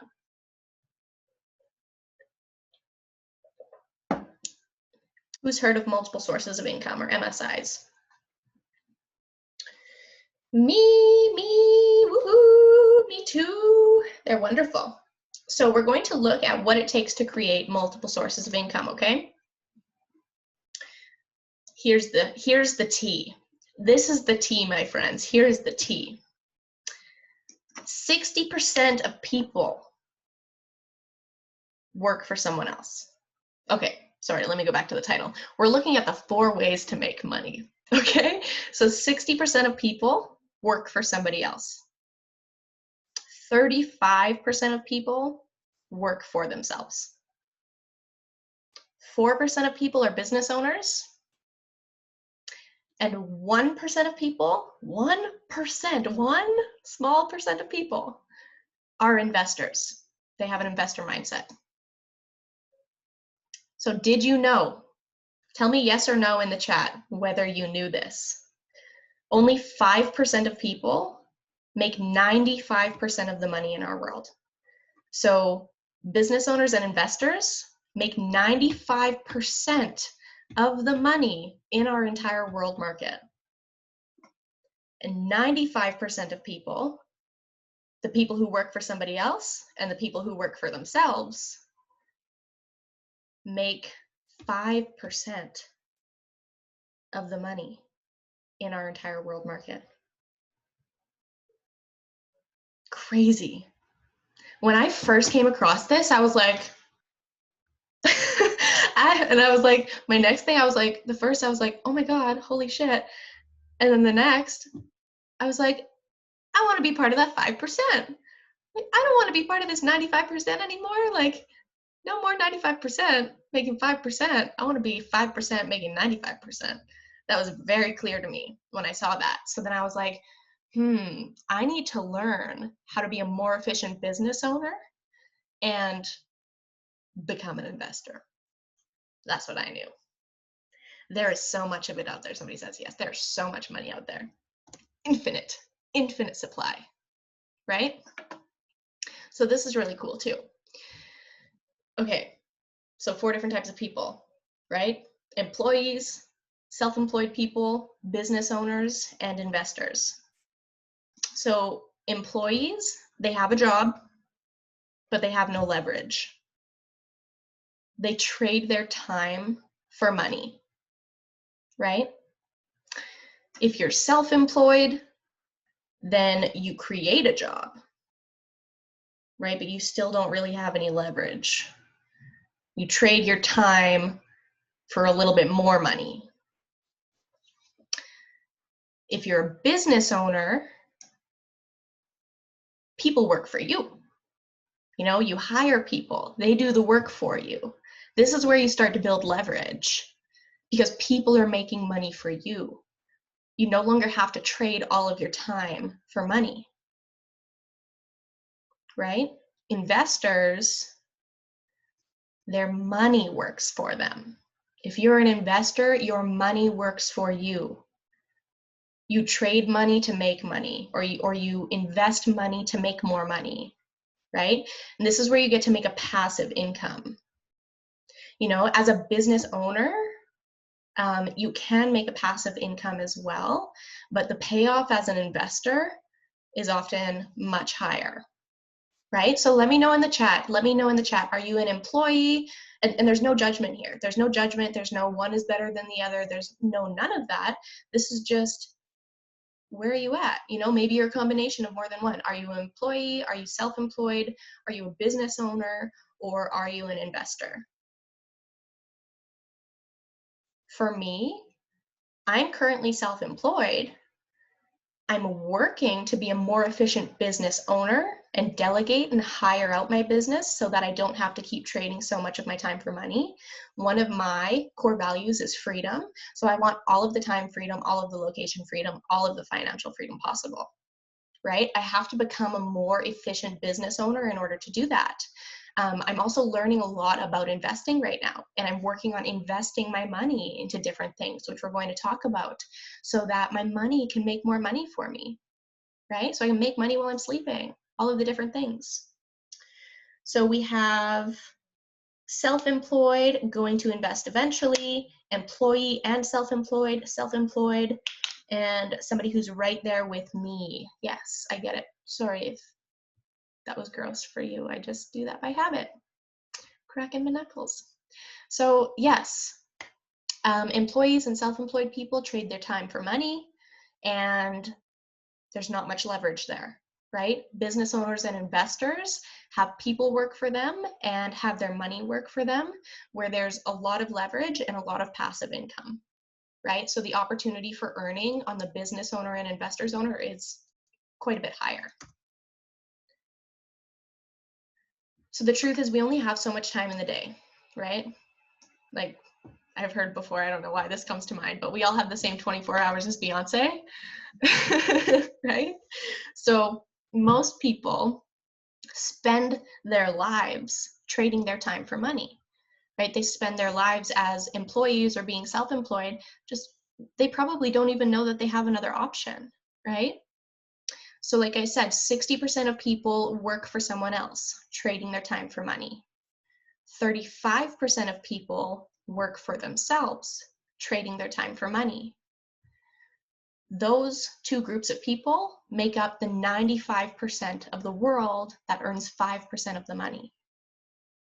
Okay, 4% of people are business owners. People work for them and they make their money through these people. 1% of people are investors. Their money works for them and they make money through their money. So these two groups of people make up the 5% of people in the world that earn 95% of the money. So are you starting to see which approach is probably the most effective? Say aye if you are. I know I am. When I first started learning these things, I was like, wow, I really see what's going to work better here.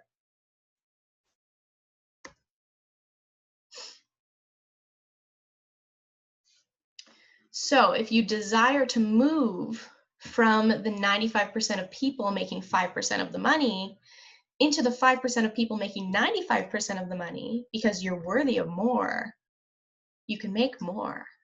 You know, you might just need to take a different approach, right? And that's good. There's growth. It's not like you have to quit your job or anything like that, but there's opportunity for you to try out some of these, you know, dip your toes into some of these other areas and get a taste of what it's like, right? So it's important to create leverage through your income producing endeavors. This is where multiple sources of income come in, right? One of you said you are an employee and you're also self-employed. Maybe you could take a look at investing, right? If you're not already building a business, maybe you could think about that, right? We're going to look at different ways that we can produce more income on one of the next slides here. So if you're someone who's been an employee all your life, you may want to consider becoming self-employed, starting a business and hiring people, or utilizing investing to increase your income, right? Moving from a low amount of money to a mid-income level, right? You're still going to be trading your time for money, but it doesn't hurt, right? It doesn't hurt to try something new, move into a space you've never been before, and try something different to increase your income. If you're someone who's self-employed, you may want to consider starting a business, starting to hire people, right? Or utilizing investing to increase your income. Go from making a mid amount of money to making much more money. Allow other people to help you make more money, right? If you're someone who's a business owner, you may want to consider hiring more people to free up more time for you to utilize investing so that you can increase your passive income, so you can start trading money for even more money, right? Allow your money to make you more money.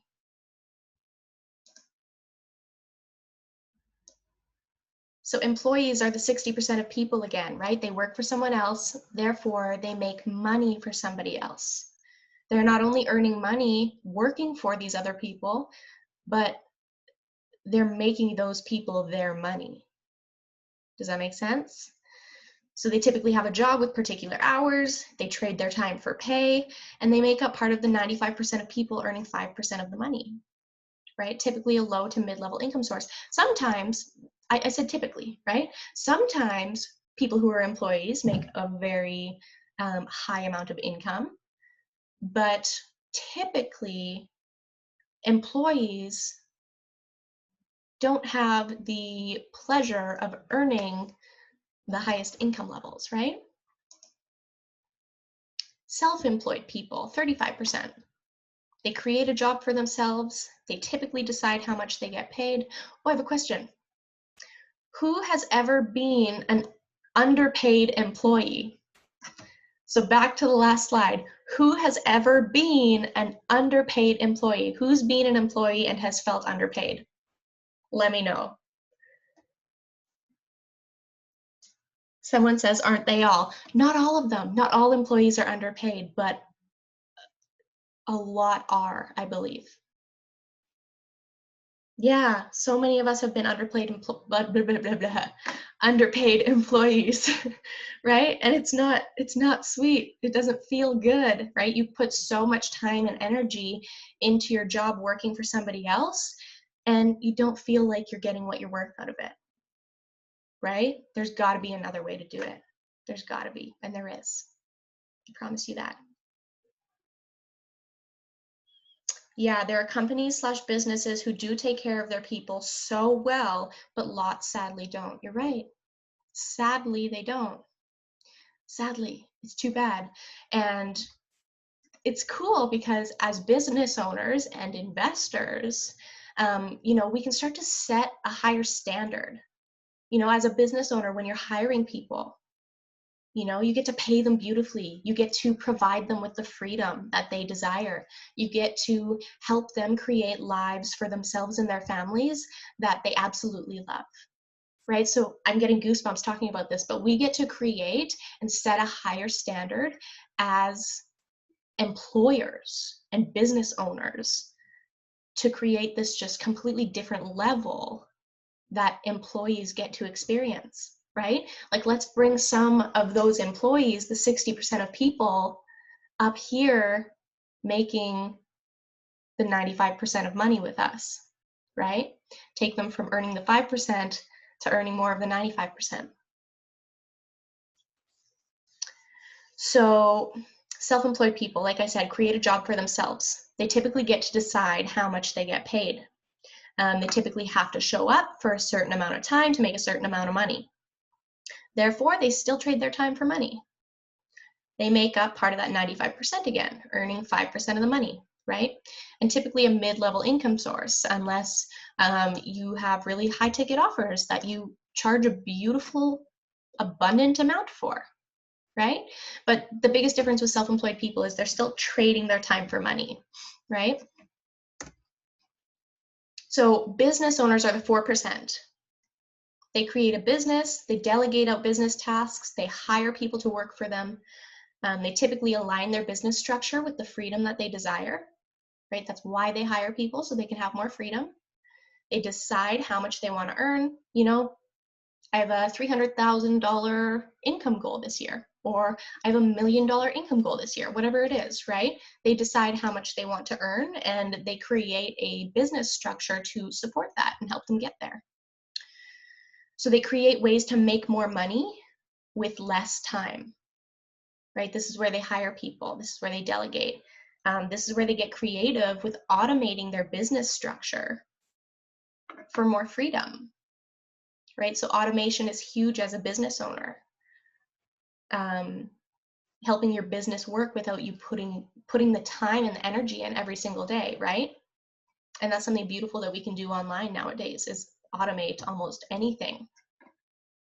So these business owners can strategize to make more money while they sleep, and they make up part of the 5%, earning 95% of the money. They typically have a higher level income. Investors are the 1% again, right? They create investment opportunities. Their money makes them more money.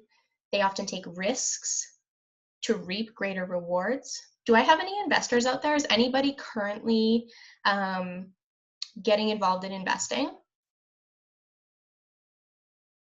I'm personally just getting into foreign exchange trading. So I have a friend that reached out to me one day and was like, hey, I've been doing Forex. And I was like, what? For what? Like, what are you talking about? What is this? And so I started learning about this investing, which is really cool. Really cool.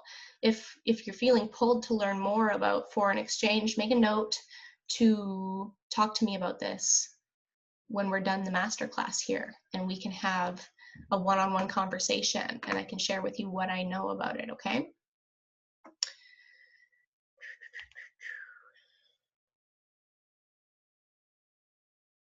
Okay, so I see some messages coming in, but they're not coming through on my end, so I'll just be patient. So yes, let me know if you're investing. Let me know if you want to start investing. Just type want into the chat. So yes, investors often take risks to reap greater rewards. They decide how much they want to earn. They spend small amounts of time to earn large amounts of money. They get creative with opportunities to invest for more freedom. Their investments create passive income, so they earn while they sleep, right? And they make up part of the 5% of people earning 95% of money, typically a higher level income source. Yeah, looking into it. Okay, cool. Good. Good. Highly recommend for everybody to look into investing. It's a good thing, right? Let your money make you money. So if you desire more, already investing but want to invest more and more on my own, yes. Yes, do it. You've got this. So if you desire more, know that you can always have more. Okay, if you desire it, you can have it. If you desire it, you're ready for it. If you desire it, you're worthy of it. There are infinite possibilities to make more money. We've never, ever been in a better time than we are now to learn and educate ourselves on how to create a growing passive income.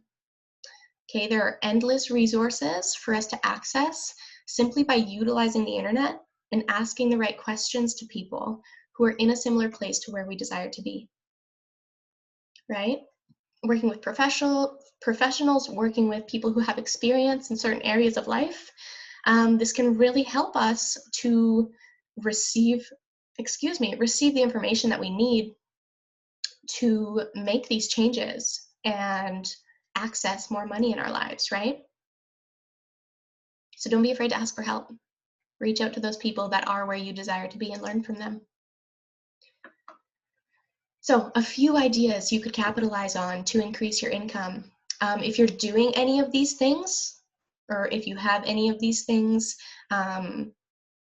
happening in your life already, let me know what you're doing in the chat box.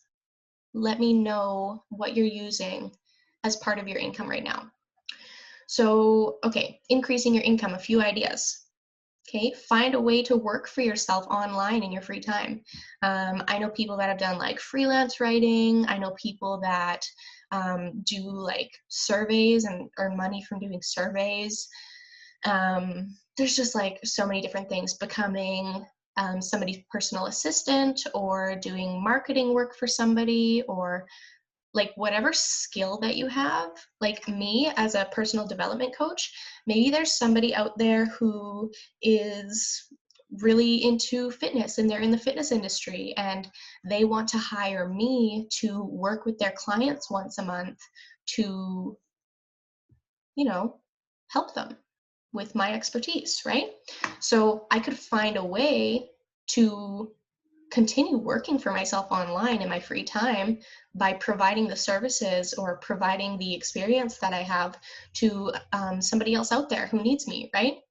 That's just an example related to me, but like I said, there's so many ways to make money online. So if you Google like how to make money online, you're gonna get lists upon lists of ways that you can make a few extra bucks here and there. A lot of things I've been seeing lately is like Poshmark. So people will like put their old clothes up online and like sell their clothes and, you know, sell their belongings, like whatever, right? Whatever. whatever you can do. You can create a product that you can sell, right? You can find an existing product to share or sell for a company. So this is where like network marketing companies come in, or other things like that, right? There's tons of products out there that people need sold for them, right? It's a way to make money. It's residual income. It's beautiful. You can create a service that you can provide and sell based off of your experience, based off of your expertise. You can create an experience that you can provide and sell. So I know one of my clients is working to do like excursions and nature tours, right? That's an experience that they're providing to people who want to do that stuff out there. You can invest in or buy an existing business, you know, buying franchises, buying other people's businesses, investing in other people's businesses, you know, earning a share of the profits, that kind of thing. You can start your own business. Start your own business, right? We live in an online world now. We can literally start a business doing anything. Doing anything.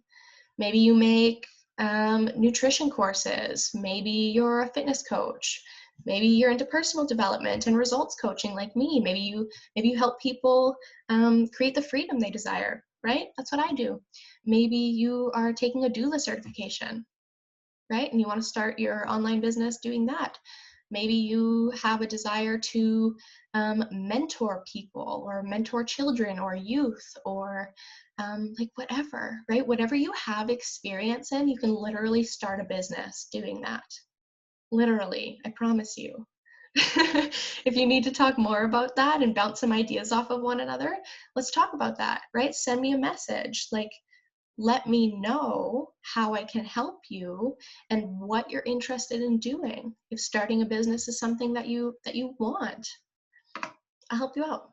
I'll provide you with some tools to get you started.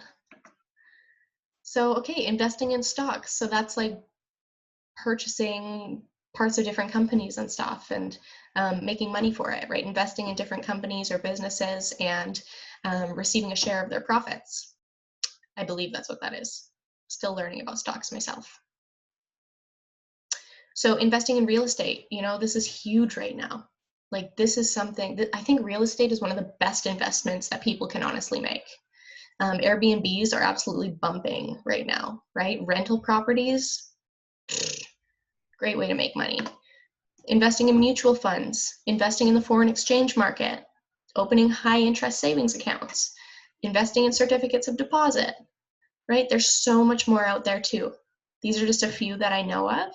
So these are different ways that you can increase your income, right? Notice how many of those are investing because you don't have to spend so much time making more money, right?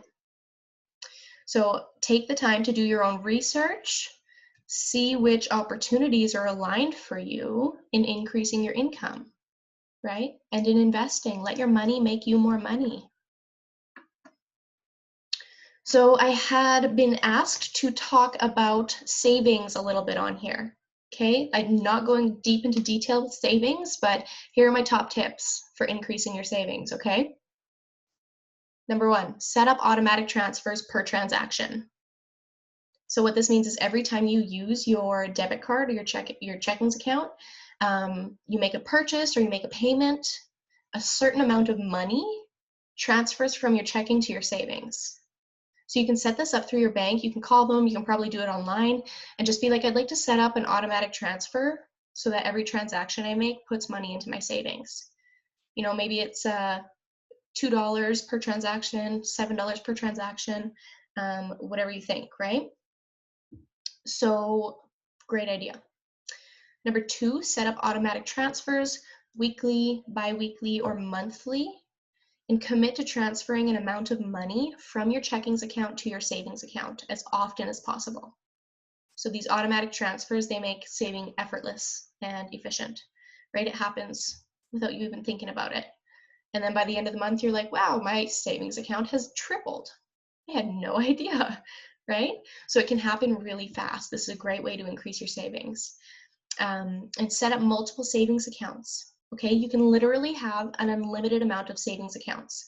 So set up multiple savings accounts for your different savings goals. You can go into your online banking and you should be able to literally open as many savings accounts for free as you want. Go into your online banking and change the names of them. So, I have one for my everyday savings, I have fallback savings, I have travel savings, I have my dream car savings, and I have a savings account for every single financial goal that I currently have. So change the names of your accounts to help you stay on track and committed to your savings goals. And then, like I said before, save the nickels, the dimes, the quarters, and the loose change that you come across on a day-to-day basis. There's massive amounts of loose change just hanging around the world, waiting to be picked up. Haha. Start collecting it. It'll add up over time. You won't regret it. Okay, now that we've talked about savings, investing, multiple sources of income, all the money mindset things, we're going to talk quickly about the magic of earning more. And this is the last part of our masterclass here. So the magic of earning more. When you have a desire to earn more money, it's important to create deep clarity around why this goal matters to you and why achieving this goal in your life, and what achieving this goal in your life would allow you to feel, experience, be, do, and have. Okay, so why do your financial goals matter? Right? How much do you really desire to earn? What would earning that amount of money allow you to say yes to? So when you're earning that amount, what can you say yes to? What can you finally say yes to? Let me know in the chat, what would earning more money allow you to say yes to? For me, earning more money allows me to say yes to becoming a more efficient business owner, right? To providing people and paying them to do work for me that they love. It allows me to say yes to my health. It allows me to say yes to investing in my education. It allows me to say yes to saving for my goals and my dreams. It allows me to travel. It allows me to give back to my clients, buy them gifts. It allows me to, give things to the people that I love. I'm a gift giver. I love giving. I would really like to say yes to do more of that. So that's what more money allows me to say yes to, just a few things. Traveling, free time, travel to do what you want, not what you have to do to survive. Yes, yes. So what would earning more allow you to say yes to? If you already earned your goal amount of money, what would that mean for you? How would that amount of money change your life? What would you feel about and how would you feel about and experience things in your life with this amount of money?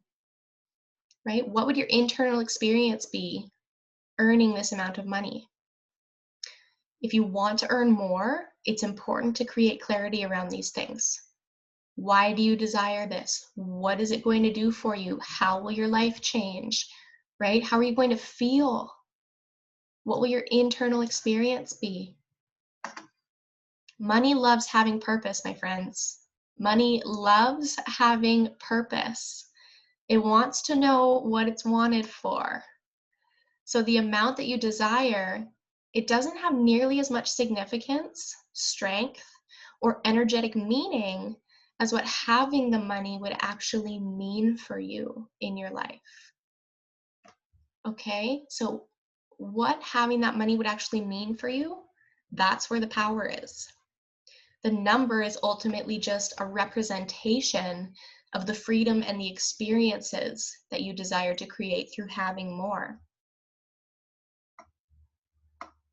Our dreams and our desires, they motivate us so much more than simple numbers do. Right? What is the purpose of the money that you want? How will your life change when you have more?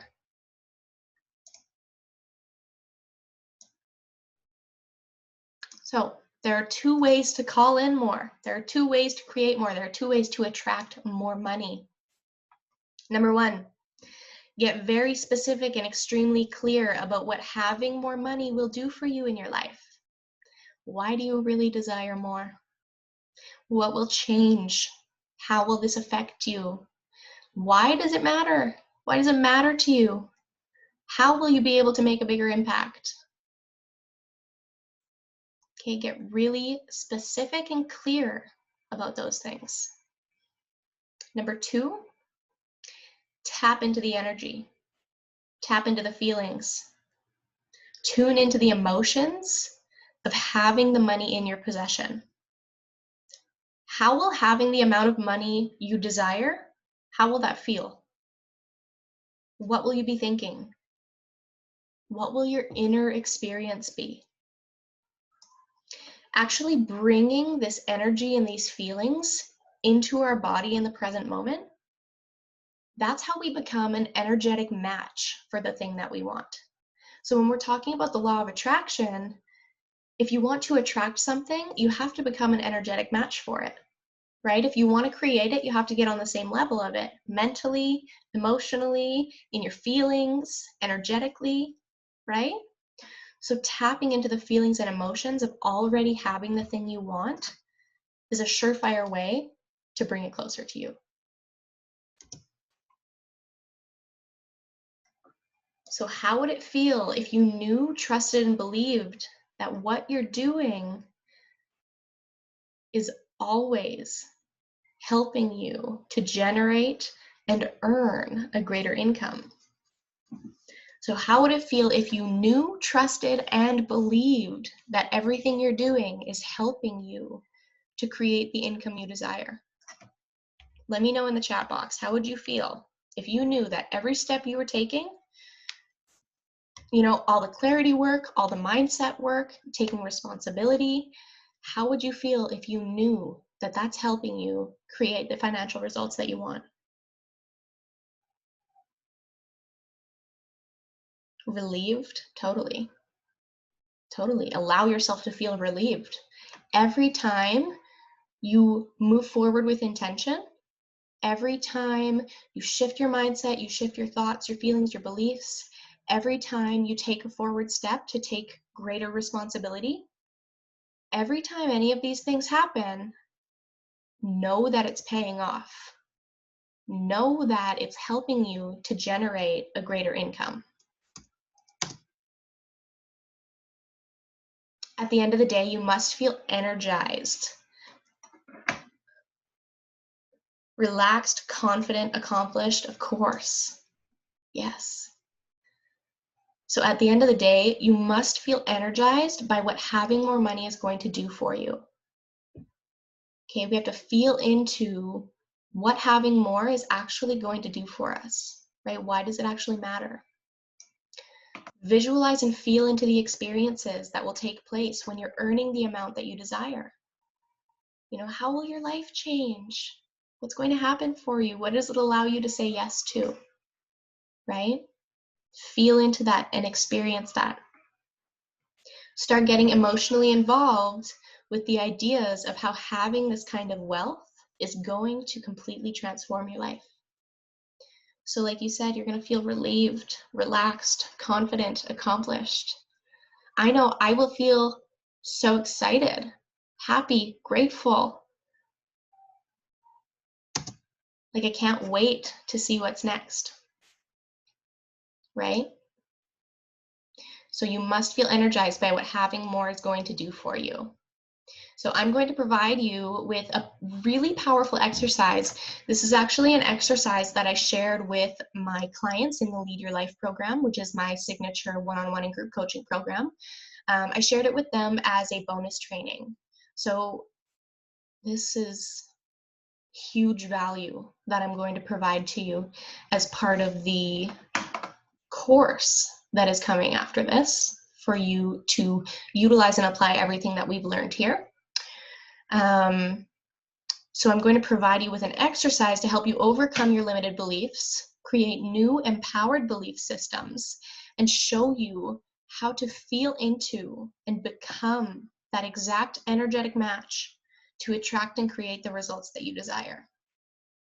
So like I said, it's the feeling into things already being manifest for us, right? It's feeling into what it would be like if we were already in possession of the money and the life that we desire, right? That's what allows you to become an energetic match to attract and create more of what you want.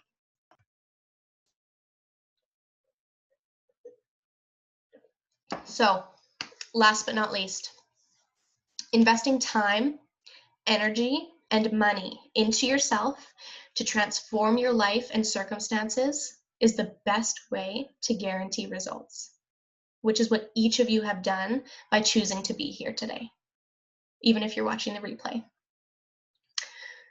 So start feeling like you're already an incredible moneymaker, like you're already an incredible wealth creator and financial manager, right? Show up for your money, your wealth, and your finances. Believe that your dreams, your desires are always coming into form, that everything you do is paying off to create your desired results. Know that it's all happening for you, not to you, but for you. Okay, utilize the compound effect. Take consistent, persistent action. Consistent, persistent action. It's always going to produce big results over time. This is the compound effect. It's consistent action over time always produces results. Lead yourself. If you want something to happen, you must lead yourself. You must lead yourself there, okay? Radical self-leadership. This is how you step into massive, beautiful transformation in your life. By stepping up and taking responsibility and leading the way. You know, you take the steps first, the universe follows.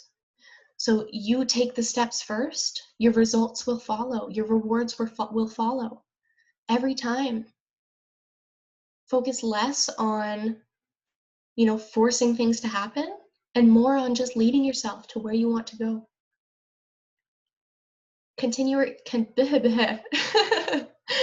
Tongue twisters today, tongue twisters.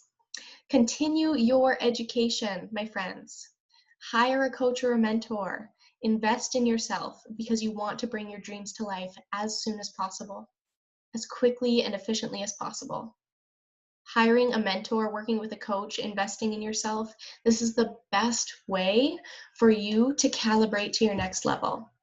This is the best way for you to get into the space that you desire to go, is by working with somebody who's already a few steps ahead, who's already achieving the things, doing the things, living the life that you want to live.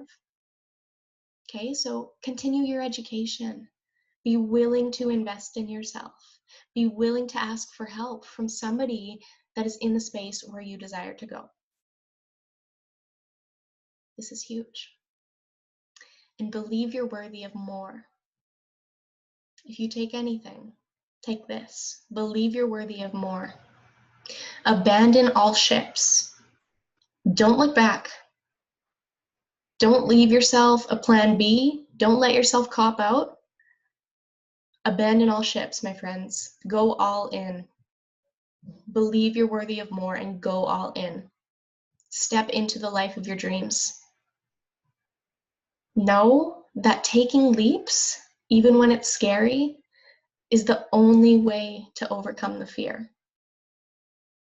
Walking with that fear and taking those leaps forward. Doing it despite the fear. Feeling the fear and doing it anyways. Because you're worthy of it. You're worthy of more. And moving forward is how you're going to get there. One step at a time. Or one leap at a time. One quantum leap at a time.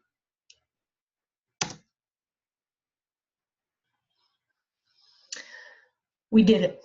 We made it. We made it. We made it to the end of the masterclass. Woohoo! I'm so excited.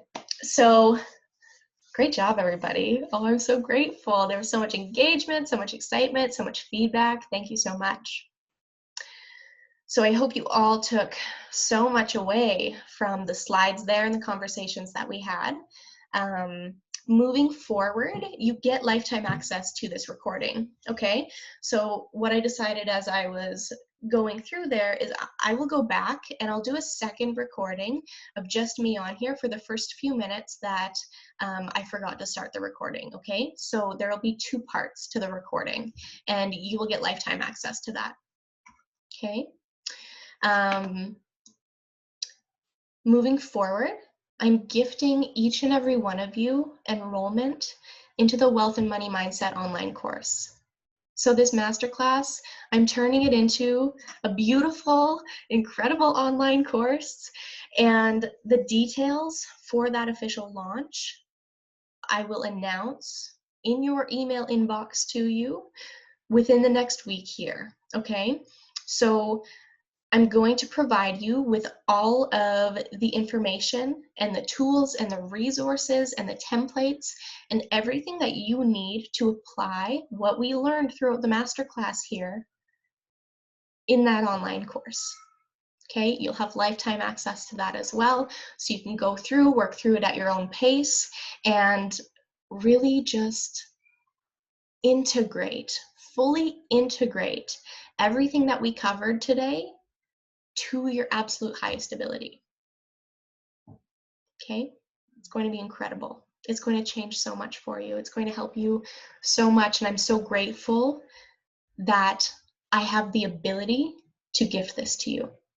And the reason I'm gifting this to each of you is because you made the decision to invest in yourself, because you took quick and deliberate action to show up and make this investment and choose to grow and learn and evolve. And I respect that so much. So this is the least that I can do to give back to you for being a decision maker and an action taker, okay? So I'm really grateful to do this. So like I said, stay tuned for the details on that, okay? Moving forward, if you haven't heard of the Lead Your Life program yet, the Lead Your Life program and Lead Your Life Mastermind, this is my signature one-on-one and group coaching program. So this experience is for the people who desire to create an impact and income and the freedom they desire by doing more of what they love in the world. So what we do is we bring out your skills and your experience and what you truly desire to do and create. And we create an outlet for you to make an impact and an income in the world by doing more of these things that set your soul on fire. So I have 3 spots available to welcome in new clients into the Lead Your Life program and mastermind with us. So if this is something that you would like to talk more about, make sure to reach out to me. Make sure to reach out to me to chat more about this experience, because this is absolutely life-changing if you're ready to create more of that freedom, more of those income opportunities, if you're really ready to just do more of what you love and change people's lives through that process, this experience will be incredible for you. On another level, I have available spaces for my high-level one-on-one coaching. So in my high-level one-on-one coaching, you get a different structure of access to me than my clients in the Lead Your Life program do, but you also get to join in to the Lead Your Life program and mastermind. Okay, in my high-level one-on-one coaching, you have access to all of my other offers throughout our coaching period together. So let's say you do 6 months of coaching with me, any offers that I create within that 6-month period, you get automatic access to. So you basically just get to experience everything within my business throughout my high-level one-on-one coaching. And what this is really about is energy. So becoming an energetic match for that life that you desire, for those results that you desire. It's about embodying your next level version. It's about calibrating to your next levels as a human and a creator and a light in the world. And it's about like radical self-mastery. So becoming a master of yourself, becoming a master of your inner world, becoming a master of your energy. Like I said, embodying that next level version of you and bringing more of yourself into the world. So I have spaces available for the Lead Your Life program and my high-level one-on-one coaching, which I'm super excited about. So for more information on those, make sure you reach out to me one-on-one. So we made it. We're going to do a very quick question and answer session here, okay? So any questions that you wrote down throughout the masterclass that you would like me to answer, pop them in to the chat box now so that I can answer that for you. I'm just opening a question that somebody who wasn't going to make it on asked. Okay, so any questions, pop them into the chat box. I'll do my best to answer what I can. And if for any reason I don't have an answer for you now, I'll make note of your question and find out what I can do to help you when we're done here.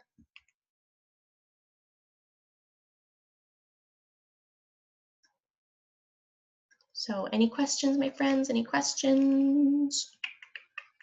Any questions about money, wealth, multiple sources of income, starting a business, anything that we talked about, shifting your money mindset, shifting a belief.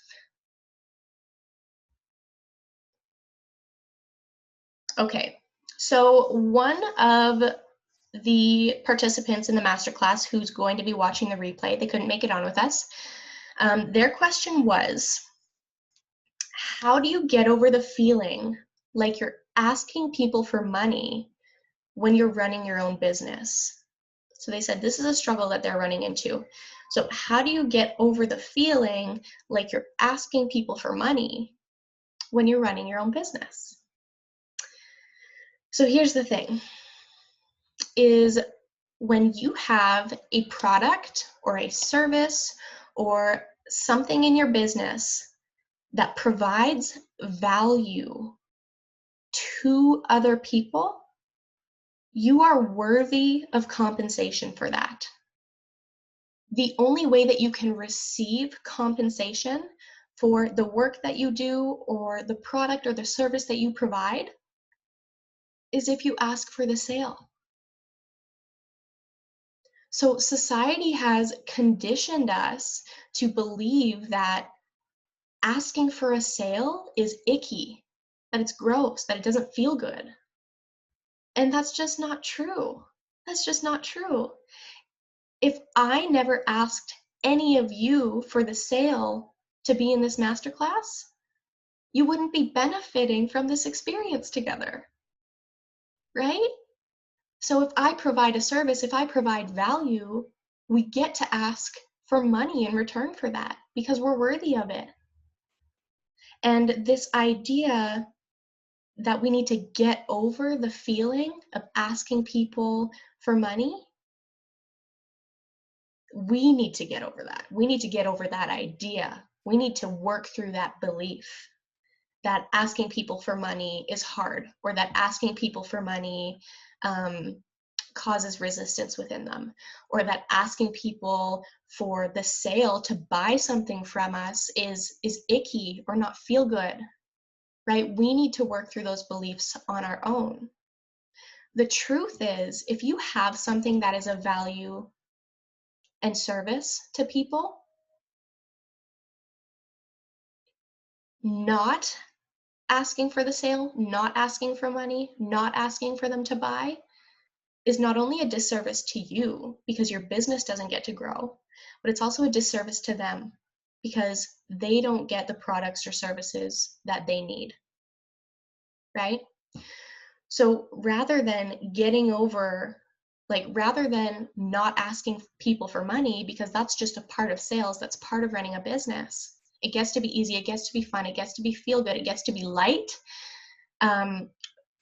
our focus should shift more toward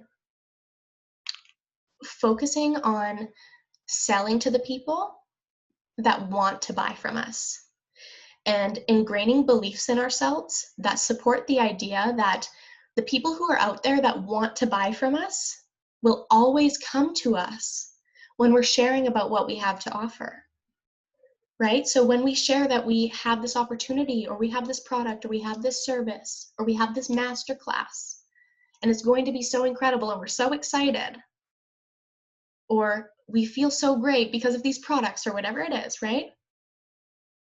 When we share our experiences, when we share what we have to offer, we have to have a belief that the people who need this, the people who want this, the people who want to buy this and spend their money on this and invest in this are going to come to us. We have to have that belief. So I think this is more about shifting the belief systems that you're functioning with when it comes to sales and receiving new clients, and people investing in themselves with what you have to offer. So I'd recommend going to the first part of the masterclass here when we talked about the law of opposites. So take a notebook or take a journal and lay out all of your limited beliefs about sales and selling and people buying from you. Lay out all of the limited beliefs, all of the not feel good beliefs and thoughts, and then use the law of opposites to shift it. And create this new empowered belief system that you're going to move forward with that outlines how your business gets to work for you, and how life gets to work for you, and how sales get to work for you. So personally for me, some beliefs that I have about sales and people buying from me is that it gets to be easy, it gets to be fun, it gets to be effortless. When I share about what I have to offer, the people who need it, they come straight to me. I don't have to go out and find people to buy from me and be like, hey, you want to buy this? Hey, you want to buy this? Hey, this is what I'm doing. Are you interested in buying this? It's more just like, I live my life. I express how abundant and great that I feel. I express everything that I get to experience and how much I love sharing this freedom and this growth, and how much I love helping my clients and all of these different things. And the people that need me, they come to me. And it's effortless. They're like, oh, hey, I hear you're doing this thing. And I'm like, yeah, I'm doing this thing. And they're like, sweet, send me the link. I want to pay you. And I'm like, yeah, pay me. I love it. I'm like, thank you so much. And then they get into the masterclass or they get into the coaching experience, and we just we blow each other away because their results are so incredible. That's what I believe gets to happen. And this can apply to any business, any area. So this is what I encourage you to do. Shift the beliefs. You get to decide how it works for you.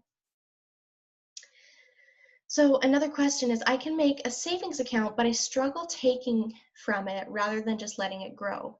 So I would recommend going to your bank and seeing if there's a different savings account where you just can't touch it, or even go to a different bank and open a savings account with them where you don't have a debit card and you can't take transfers out of it or any of these things. And once it's there, it's there. It's not an option for you to take from that account.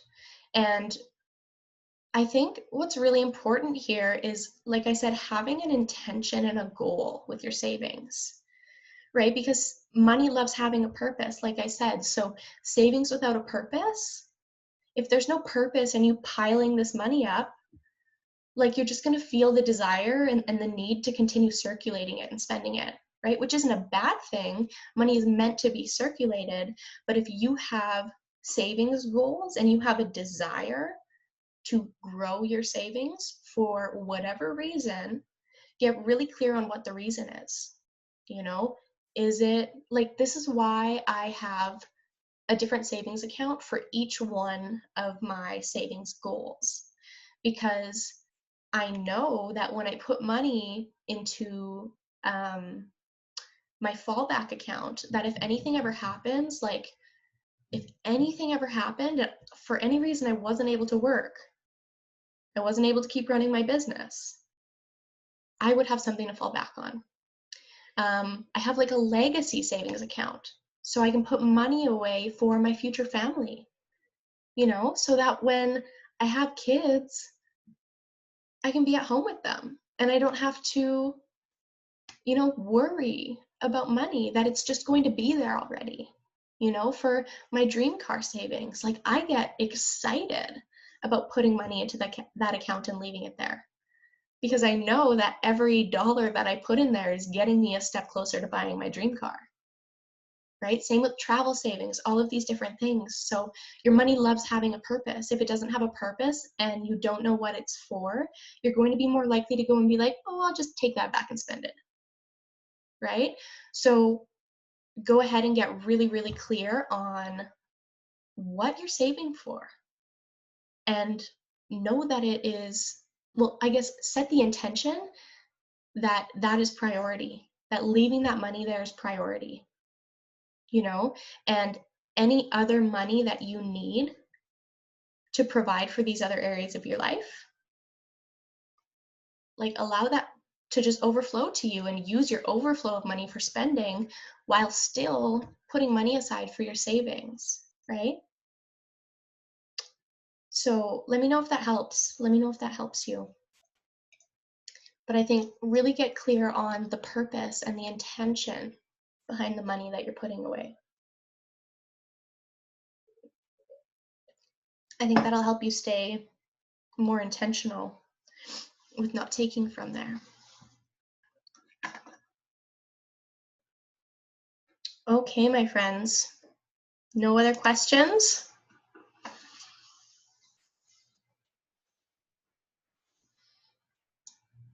Thank you.